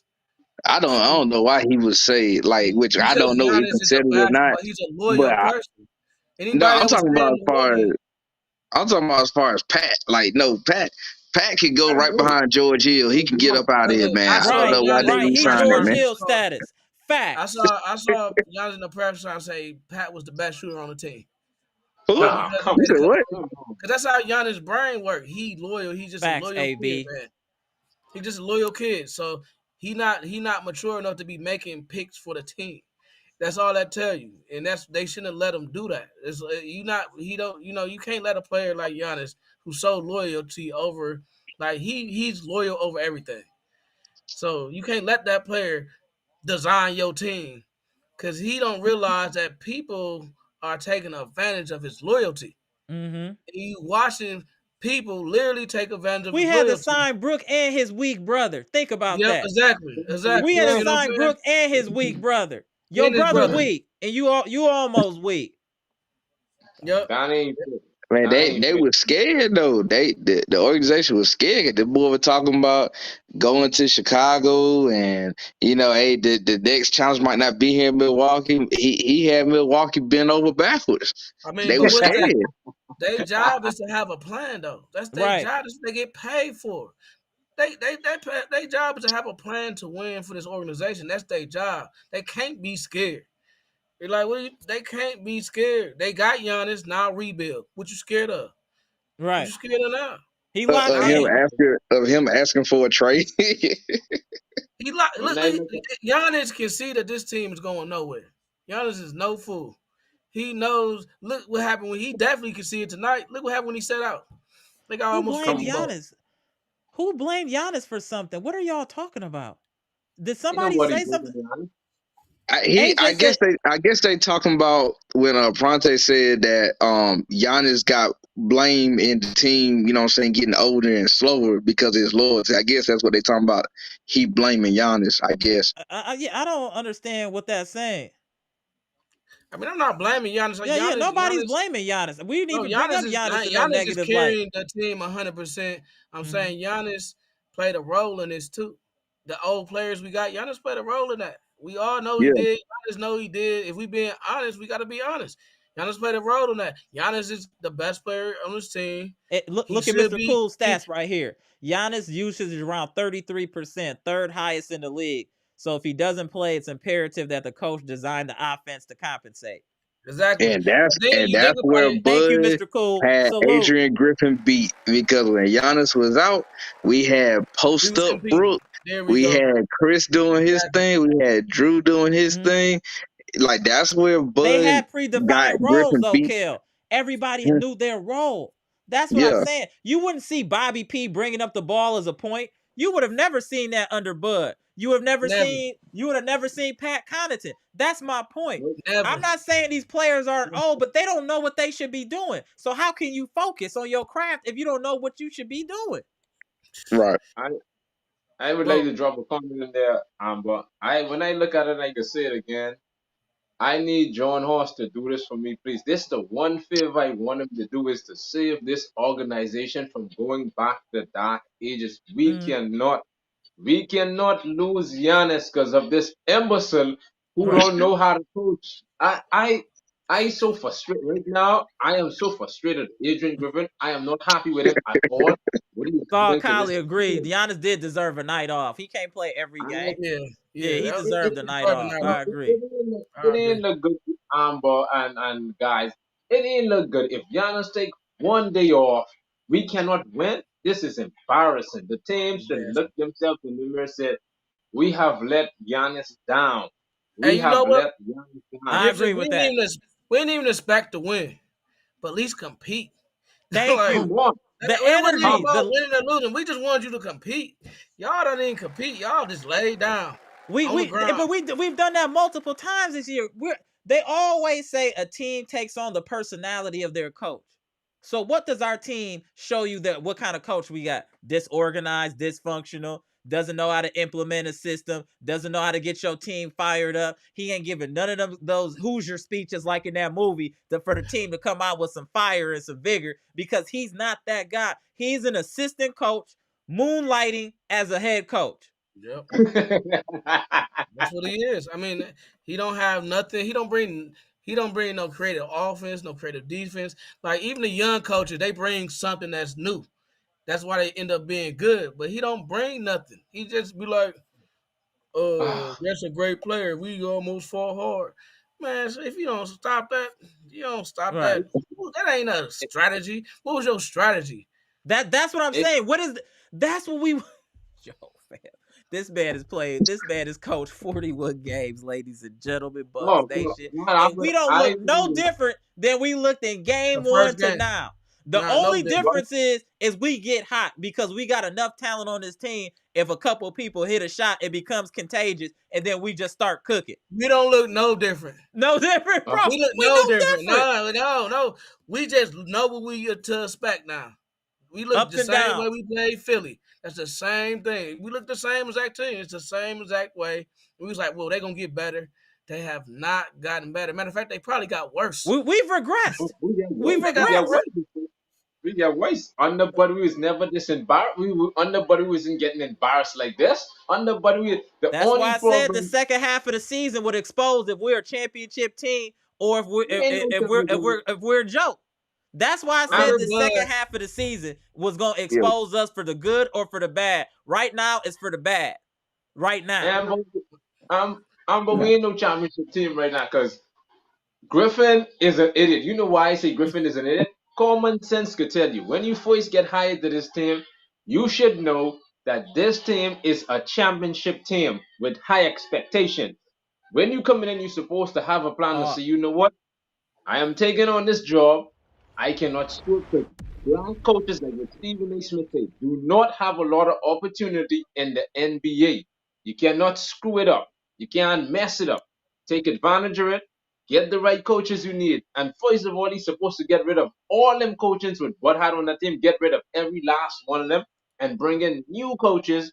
A system would help develop the play, implement new play style to help you out. Let me get to the super chat. Damn. Hold on 1 second. My boy Hoyt Street E said, appreciate the 199 super chat, fam. Griff comes off as soft. So does the team. So valid. I hope he wasn't showcasing players. If this is a showcase for a trade, we in trouble. But Gibson, I will say this right here though, man, and I'm about to go ahead and tap on it now. I will say this right here.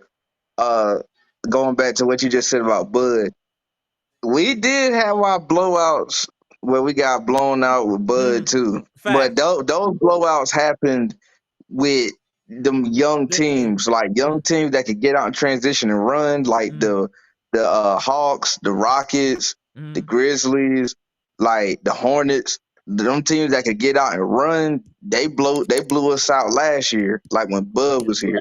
So we had our troubles too defensively with Bud with teams like that. And it's just even worse now with Griffin. Like it's just even worse. Even the worst. No, I agree. Man. But yeah. All right, Kel, appreciate you tapping in, fam. Salute. Always a pleasure. Salute to Kel, bro. All right, Kel. All right.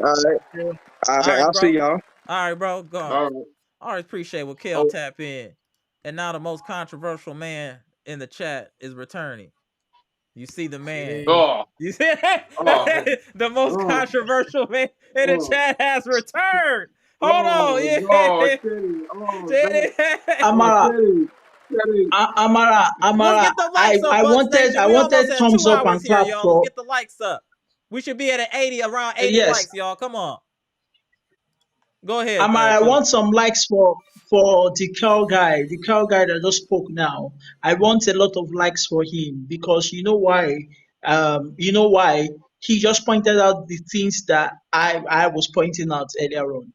What he said is that we got the same issues last year with Budenholzer as the manager, as the coach. We got blown out by teams who were in other Athletic. words, they athletic and they were younger. So he mentioned the names, especially the Grizzlies. I remember a back-to-back loss we had against the Miami Heat. Giannis did not play that game. Drew Holiday was expected to carry the Bucks team. And in a disappointing fashion, we lost the back-to-back against Miami Heat. And why was it? Because we had Brook, we had what's his name? We had Khris. Middleton playing. Exactly, and we had Drew Holiday. But at the same time, Grayson Allen, we had the Grayson Allen also there. And do you know what? He came back to bite us and haunt us. Because during the playoffs, we met the Miami Heat again, and that was the sweep that we got. The disappointing fashion in the way we lost. So again, I still keep on saying it. The teams we're meeting currently right now, the reason why is different from Budenholzer's time is that the players are not buying into the idea of the new coach, and for that, Facts, Chitty. Facts, Chitty. Now you talking, Chitty. This is the Chitty I like right here. Now you talking. Go ahead, Chitty. Now, to me, Amara, for that reason, why would a player not buy into the idea of a new coach? It means you're not professional at first. It means maybe you're a bit sentimental. Hey, y'all, we got to get some lights up. Chitty is out here talking today. Chitty is styling. He took a break, came back styling. Go ahead. You moonwalking right now, Chitty. Keep going. You moonwalking. Go ahead, Chitty. See, Amara, let me explain something to you. Explain. We gave Bud 5 years. We gave Bud 5 years to show us what he's got. In that 5 years, you took us to the playoffs in disappointing losses. We've had disappointing losses. Correct. And we just had only one. So in 5 years with Giannis Antetokounmpo, you only won one championship. That's why he doesn't have a job currently. There are teams who need coaches, but they are not vying for a Budenholzer. Why? Do you think this is cooking tonight? There's nothing you coach Chitty a came Giannis back on a whole Antetokounmpo. different type of time. Go ahead, Chitty. Bro, there's no way you coach a player like a generational talent in Giannis Antetokounmpo and you get fired that you ever get any coaching job in the NBA again. But that's because what we you can't just do said, it though, Chitty. Just a comment off of that. We said when Griffin get fired, he won't get another head coaching job. It's a wrap. Of course. I think it's a wrap. Of course. I think it's a wrap. Prate, what you think? Is it a wrap? If Griffin get fired, is he getting another job? No, it's a wrap. No. Who gonna hire that? I was complaining. I was complaining for 5 years. I was complaining for 5 years about this guy. Last season, that we all were crying, fireboard. Right. We cannot go through that stress again. People who are shouting, bring board back. Please, did you know what we went through on that board? Right. Do you know our mental health was being affected? Hey, y'all, this is classic Chitty right here. This is classic Chitty. He is really in his bag right now. I just got to give you your flowers real quick, Chitty. You are talking a whole lot of sense right now. Salute the Chitty. Salute the Chitty. I appreciate. You understand? I appreciate. But we need to speak the truth and the facts here. We don't need to. The players are not buying into that. He showed against the last game that we played where Griffin came out and was shouting. He was screaming. I think against the Golden State Warriors. It was like, what are you guys playing? We just had a great game against Boston Celtics. Everybody was locked in. What happened in today's game again? And he was screaming, and we all saw that this is not the coach problem. This is not the coach problem. This is players who are just being very, very stubborn. And in other words, they feel that because there's no consequence. When a player is stubborn and there's no consequence to that, what happens is that they don't listen to the coach. Hold on 1 second, Chitty. Go ahead, Prate. Yes. What you saying? Chitty, you don't think that the coach has a role to play on a team and inspiring the team to do the running system? I think the great coaches get the team to run whatever they want. You didn't see Phil Jackson come in and say, and Kobe and Shaq not run a triangle. They ran a triangle. You don't see people going to the Miami Heat running their own system. They run a Heat system. If you that's what makes a good coach. Is to get the players to play. That's a fair point. That's a fair point. If you're not a good coach, if you can't do that, I'm sorry. You're just not.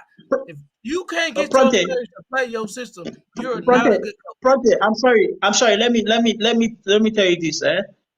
In the 1980s and 1990s, right? Basketball, was a game where you can't challenge your coach. You have to respect the coach. You understand? Because if you do challenge him, he could bench you for like 3 straight weeks and you don't play. And guess what? The front office themselves, they respect the coach's decision. This is 2024.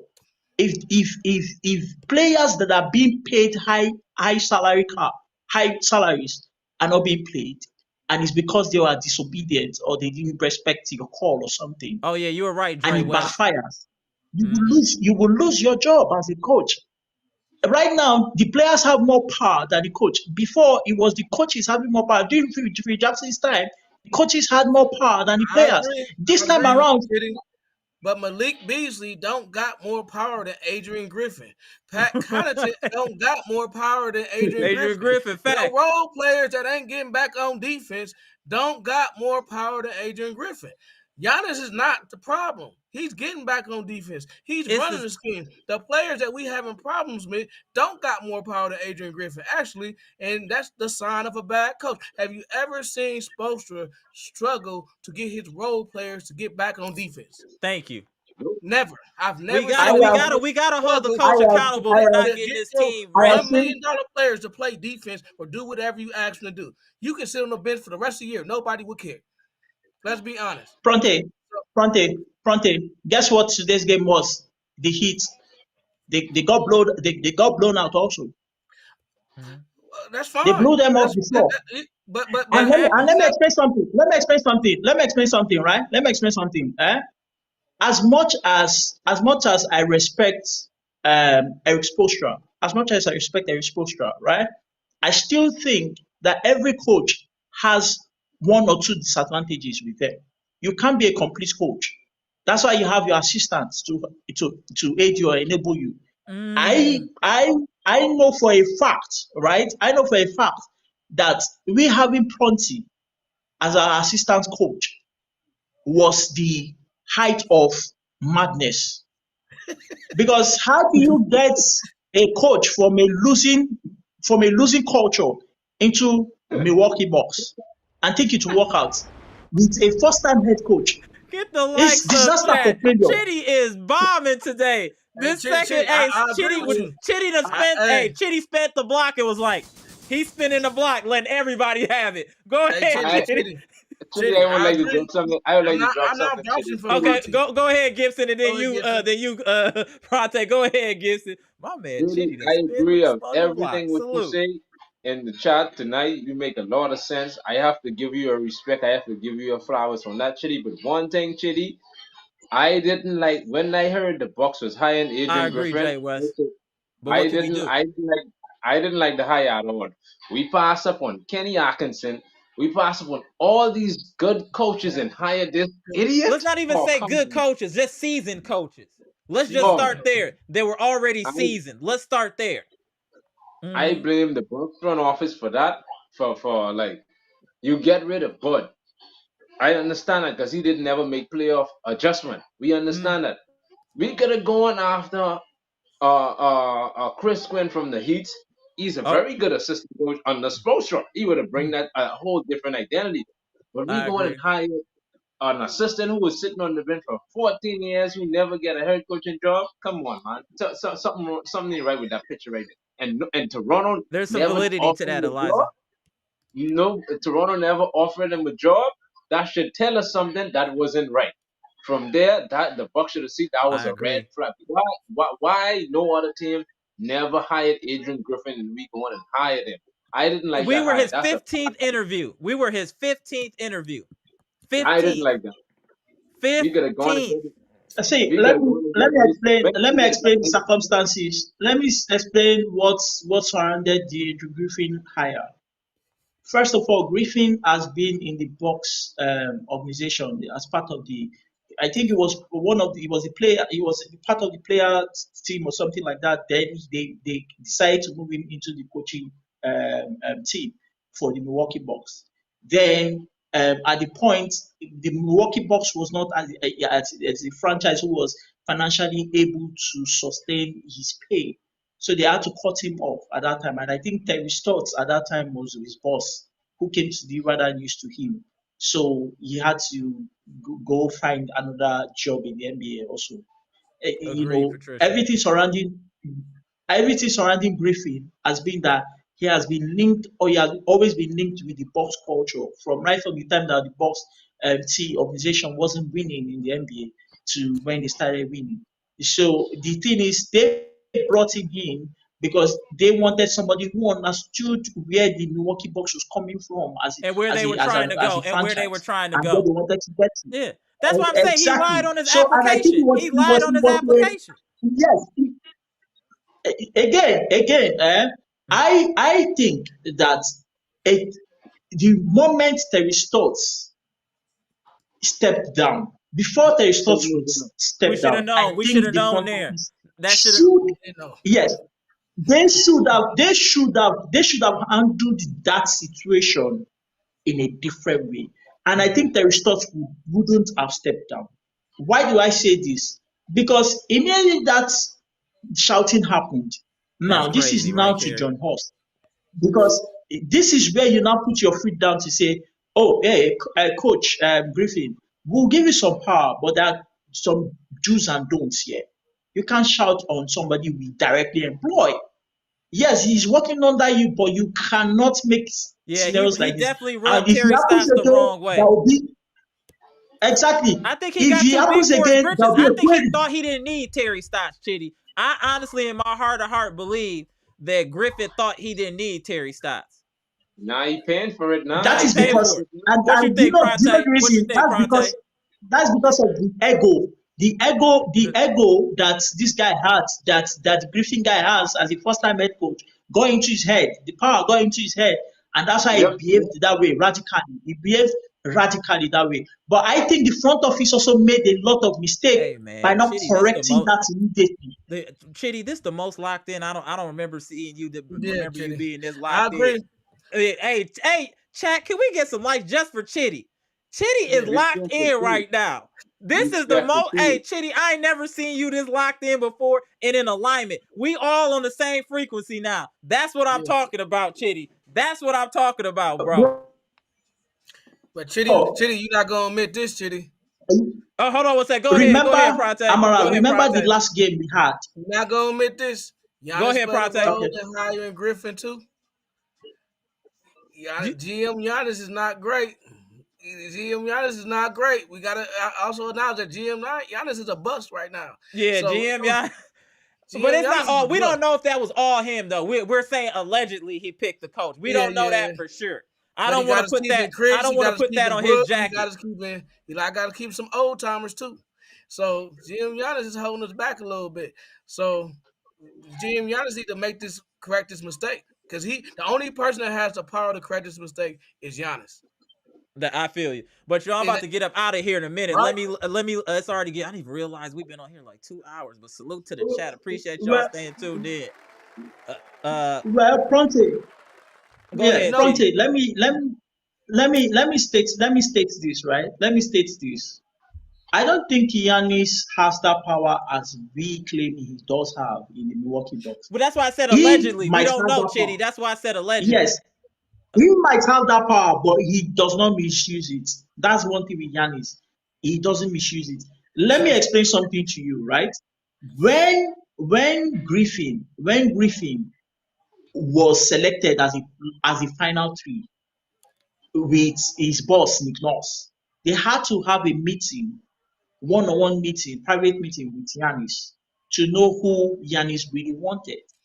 Now, the truth is, according to what we heard, Giannis had a talk with Nick Nurse and had a talk with Andrew Griffin. Now, Nick Nurse's eyes was with the current MVP, reigning MVP, because Doc Rivers was also sacked at that time. Right. So what happened was Nick Nurse felt that it was an insult to have his assistant alongside with him during the interview process, and did not want to wait for the final results. And he left to I kind of believe that. I kind of believe that. I mean, I hear what you're saying. Okay, hold on, Chitty. Hold on 1 second. Hold on 1 second, Chitty. Yes. Hold on 1 second, Chitty. Go ahead, Pronte. Then I'm gonna have you take us home in a minute, Gibson. Go ahead, Pronte. The reports, we all know the report said that Giannis was fond of Adrian Griffin. That could be a lie, but that's what it said. And there were other coaches. All the coaches that the Bucks interviewed were better than Adrian Griffin. So we're I not even agree. talking about just Nick Nurse, but it did say Giannis really liked Griffin during the interview. And we know the Bucks did whatever Giannis want to do. Hold on. But at the end of the day, he can fix it too. I'm talking about he can literally put pressure on the organization to get rid of Adrian Griffin. He's the only person in this organization that can do that. So if he really wants to do that, then he can do that. So I feel you on that. Yeah, no, that's fair. That's a fair point. So Gibson, take us home, y'all. Fronte, I want to ask you. Okay, Amara. Okay, go ahead. One question, because I'm gonna get out of here in a minute. But go ahead. Yeah, I want to ask you, Fronte. So, what do you think was the kind of like exams that these coaches had to, or let me say the interview? What do you think the interview stage was about? Because I know the Bucks franchise actually highlighted what they had to ask in order to know who the best fit would be for the organization. So what do you think the process was about before they chose the final three? Chitty, you said, and I'm literally here, you said just a couple minutes ago that players have a lot more power these days to make decisions. That means that Giannis had the power to veto any coach in that thing. And that's a fact. And he had the power to approve of any coach in that thing. That's a fact. Because this is the new NBA, just like you said. We've seen players pick coaches before. That ain't new, especially superstar players. So my thing is, Giannis played a big role in Adrian Griffin being here. And we know it. So he can play a big role in correcting his mistakes. Be a man. Admit that you made a mistake and move on. Let's get him out. I agree. Win the ring, it starts with you. Yeah, it starts with you. You the leader. You the star. Man up and say, I made a mistake. Let's move on. Let's get him out of here. And he doing that. Hold on. Hey, hold on one second. Go ahead, Gibson. I'm gonna get in the comment section. I gotta get out of here in a minute. But go ahead, Gibson. All right, my problem is, right, I agree with Fronte saying, I agree with Chitty saying. The problem I have, right, why did they not hire Kenny Atkinson over Griffin? That's all I would love to know, because he is a very good coach. He must not have interviewed well. That's the only thing that we can say. He did get through the interview. Now, the interview process, let me explain the interview process. They used the last 5 years of board, especially our playoffs run with the Toronto Raptors, which gave Nick Nurse and what's his name, and Adrian Griffin a higher pass mark because they orchestrated the defense against Giannis. And then they used the playoffs against the Miami Heat, which was the last season playoffs. Now, the coaches who passed through those two interview processes on how the Bucks performed woefully in that were the ones that they used as the final three to say, okay, go and meet our franchise players. It was Giannis Antetokounmpo and Khris Middleton that they met up with. And they said, we want you to access these people and let us know, because this is stages to interviews. And they chose both Nick Nurse and Adrian Griffin. Nick Nurse wanted to go coach the reigning MVP guy because he saw that there was an opportunity there. Because he knew the front office guy of the Philadelphia 76ers. Yeah, Morey. And he was close friends with the guy. Morey. Yeah. He was close friends with the guy. So he knew he would get the job easily. That's why he went to 76ers. It's not because if Nick Nurse truly wanted to coach the Milwaukee Bucks, he wouldn't trash Giannis like that. He wouldn't trash the Milwaukee Bucks like that. And guess what? Remember that Nick Nurse left the Toronto Raptors. He resigned. He left them hanging. Yeah, that's so true. You don't want that kind of radical coach to come into Milwaukee Bucks and tomorrow halfway through the season he leaves you guys hanging also. I guess that's not happening. Let's point out what has been happening, and let's use facts. These are the things that were happening. We're seeing it on papers. No, I got you. Reading these things. People don't come to. No, that's fair. But on the positive side, we don't come to conclusion like that. Yeah, but on the positive side, we at least play Detroit coming up, so hopefully we should bounce back against Detroit. We got to be some positive, y'all. We still have a good record. We had a blip. Let's just try to get the wheels back on the road here against the Detroit Pistons and see what happens. But I'm going to get into these last couple comments. Gibson, take us home, brother. Peace and love to Bucks Nation and Bucks Nation. How much more of this disappointing and embarrassment I got sit and watch this idiot get out coach every game, don't know how to coach, don't know how to use the play in the correct form. How much more John Horst do I have to take underneath this idiot? How much more? Damn, I know he mad. He went way past the his usual battle cry to snap some more. Salute to Gibson. All right, y'all. I'm gonna get out of here, bro. Let me get these last couple comments. Salute to you, Pronte. Salute to you, Chitty. Chitty, you was in your bag today, bro. And salute to you, Gibson. Peace and love to the chat. Let me get back into these comments. All right, y'all. All right, y'all, go. Whew, this was a tough loss today, y'all. We got a long way to go, but we definitely need to make some changes. Let me just get into these last couple comments here. Y'all are definitely fired up. There's a lot of different opinions out here, but I wanted to go back to Patricia's comment here. Said every good assistant coach does not translate into a good coach. Griffin needs to realize that a head coach is not a gift. Facts, man. Patricia, that was hard. I had to come back to that comment. That was hard. Man, y'all don't see the ladies in the chat here be going in. Stacy, Brenda, Eliza, Janet MOC, Patricia. Shout out to y'all.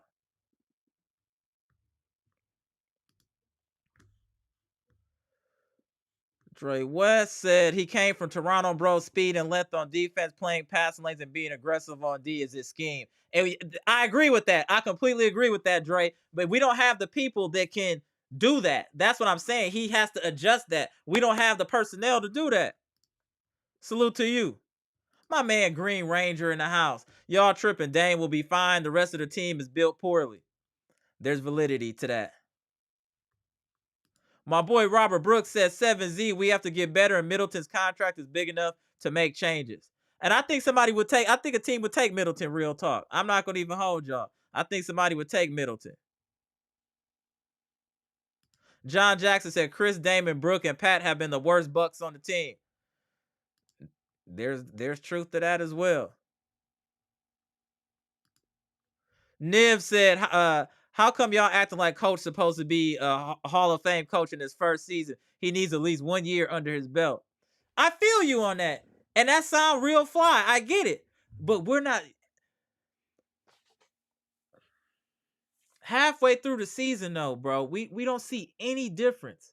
There's no light. I don't see any light at the end of the tunnel. You're asking me to give a coach a whole year when even he's not even showing us anything. Tell me what Griffin has shown you in 41 games. You know what? We started doing this. We started doing the pick and roll better. We started switching on defense better. Players started getting back on D. He started pulling people out for not running back on D or switching correctly. What has he done? That's all I'm asking y'all. Just tell me what Griffin has brought to the table to improve this team, and I'll be quiet. That's all I'm asking. Salute. David Jonas, look, right away. Griffin not teaching anything. He can barely be engaged in the games. Facts. Robert Brooks said, Green Ranger, exactly. We need the right player. We gotta make some changes. Shout out to Kerry. Forgot to add you in there. Kerry being here, dropping all types of bombs and jewels too. Salute to you, Kerry. Salute. Beasley shouldn't be starting. Exactly. Jesus. Joshua said Griffin would be a good 5-serve usher. Is wild. Sal Cowley said AG should be our bus driver. So I think we're all in alignment that we need to get rid of Griffin. I think we're in alignment. Anthony, what's good? These contracts are guaranteed in Bucks voice. If Ben Simmons still has a contract, then we can't cancel nobody's contract. We can't cancel. I agree. That was wild, but we can trade. Eliza said, where's the slander on no champ? We're used to it now, unfortunately, Eliza. We're used to it.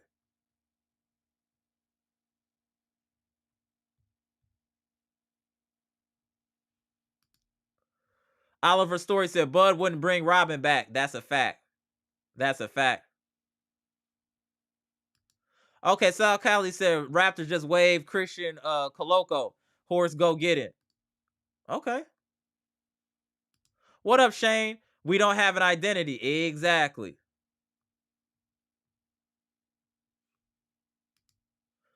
Ha! Stacy said, Gris philosophy, jack of all trades, master of none, is hilarious.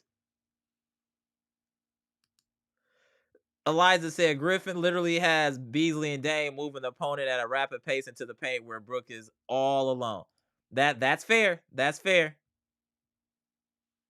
My boy Tony Jackson was good. On the good side, next game is good. That's what I'm saying. On the positive side, peace out, Eliza. On the positive side, we got Bucks the next game. I said the Bucks. We have Detroit the next game, so we'll get it figured out. Squid said there should be a penalty for losing more than 20 in the NBA. That's hilarious. It should be. My boy Othello was good. By this time, we had direct leadership. K-Mid would flourish off the bench as a sixth man like Manu, but we make no adjustments and no one is willing to sacrifice. Facts. That is a great point with Middleton. We totally should be using him like the Spurs were using Manu. Great comment. Dre West, facts. Beasley shooting the best he's ever shot, but he shouldn't be starting. I agree wholeheartedly with that. Facts. My boy Marjan said we have to get younger by giving away all our draft picks and rookies. I would hope not. I hope we don't have to do all that. Cream City 1846. What's goody? What it do? What it do? The championship is here. What up, Cream City? Appreciate you tapping in, bro. Cream City said that was a crazy game. Cavs did a number on us. Griff is out there looking lost on what to do. Yeah, that's a fact. Patricia P liked that. When that Gibson was there, Gibson was tight. That man said foolishness. Oh man, Gibson tight. We gotta hey Bucks, don't get Gibson is always in a great mood, always peace and love. And today it was no peace and love today from Gibson. Gibson chose war today. My man Gibson chose war today. Salute to Gibson. Curtis, what up, bro? Trying to coach some stuck-up veterans on the fly. It's kind of hard. I agree with that. And that might be part of it too. Veterans not wanting to fall back. Mr. Priceless said Harrison, Barnes, and Mitchell. Okay. My boy Jeff, shout out to the OC. What up, Jeff? Nobody wants to play for nobody, nothing coach. If we fire Griffin now, I almost guarantee they will play at least 85% better, almost the way they supposed to play. I agree. Stacy said Kobe would have definitely blacked out. Oh, it'd have been an altercation. Kobe would have been talking real crazy. Creep City 1846 and LeBron always blames others but himself. Facts. Oh, Dre West said that was Marcus Smart, not Tatum and Brown. Okay. Appreciate the correction. Salute, Dre West.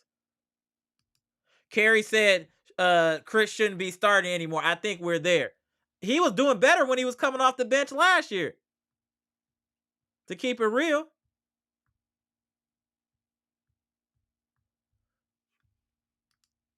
Hold on, I just missed my man's right here. Hold on. There we go. PG97 was good. Amber, the chat never happens in real time. You're addressing old comments that are commented on what we're addressing currently.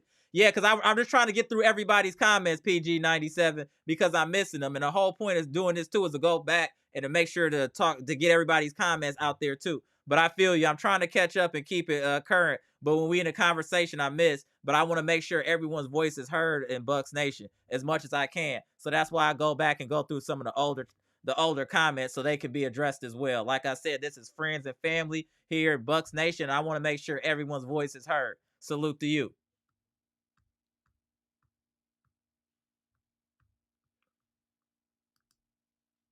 Tony Jackson said the defense was not this bad last year. Correct. Saul Carly, good night, bro. Appreciate you tapping in. I'm about to get out of here too, y'all. Make sure I got everybody at least one of their comments. PG97 said Chitty always locked in. Yeah, he was locked in for real today, though. Chitty was definitely locked in. Salute to Chitty. My mans, I know more than you said calling him GM Giannis is weak. Again, Jerry Reinsdorf had Michael Jordan and didn't listen to him. Giannis' job isn't to run the organization. Valid. Marcus Little was good. I remember reading a comment. Someone said the Bucks almost lost to a Nets team that played them with the bench and G League players. That's true. We had to get in our bag for that one. That's true. Terrence was good. I remember. Terrence was good. The Bucks should call Detroit and see if they can move Middleton for some young talent. I'm not against that either. I'm not against that. Terrence Brantley said if Horace don't fire Griffin, he can go too. That's a fact. We're at that point now. We're at a crossroads where we need to figure it out. All right, y'all. I'm out of here. I apologize how the live started. I was truly upset. At the way we played. I couldn't even do my battle cry right at the beginning of this live. So I apologize to Bucks Nation. Appreciate y'all tapping in. We about to touch 2.5 hours on this live. I appreciate all of Bucks Nation tapping in. Again, this is friends and family here. So if you spread the word and let people know if you want to vent and just talk about the Bucks, this is a place you need to go. We go live after every game, either 9 p.m. CST or around 10 p.m. CST if I'm at the game. So always know if you want to talk Bucks after the game, this is where you can go. Please let's get them likes up before we go. Can we at least get the 80 likes, Bucks Nation, before we get out of here? Appreciate y'all and salute. Let's get 3 more likes in here, y'all. That's all I'm asking is 3 likes. We at 77. Can we get to 80? That's all I'm asking. Can we get to 80 likes, Bucks Nation? Give y'all a minute here. Man, Bucks Nation might be just too distraught right now.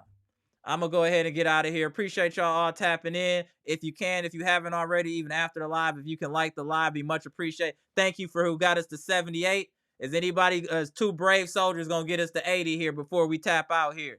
We doing work, y'all. After every live, we going about 2.5 hours after these lives. We putting in the work, y'all. All I'm asking y'all to do is just hit the like button. If you can't do it now, I understand. If you can do it after the live, I appreciate it. And once again, salute to y'all. I'm Amar. This is Amar's Logic, Milwaukee Bucks trades, rumors, and news live edition, where we just discussed the Bucks getting their head beat in 135-95 to the Cleveland Cavaliers.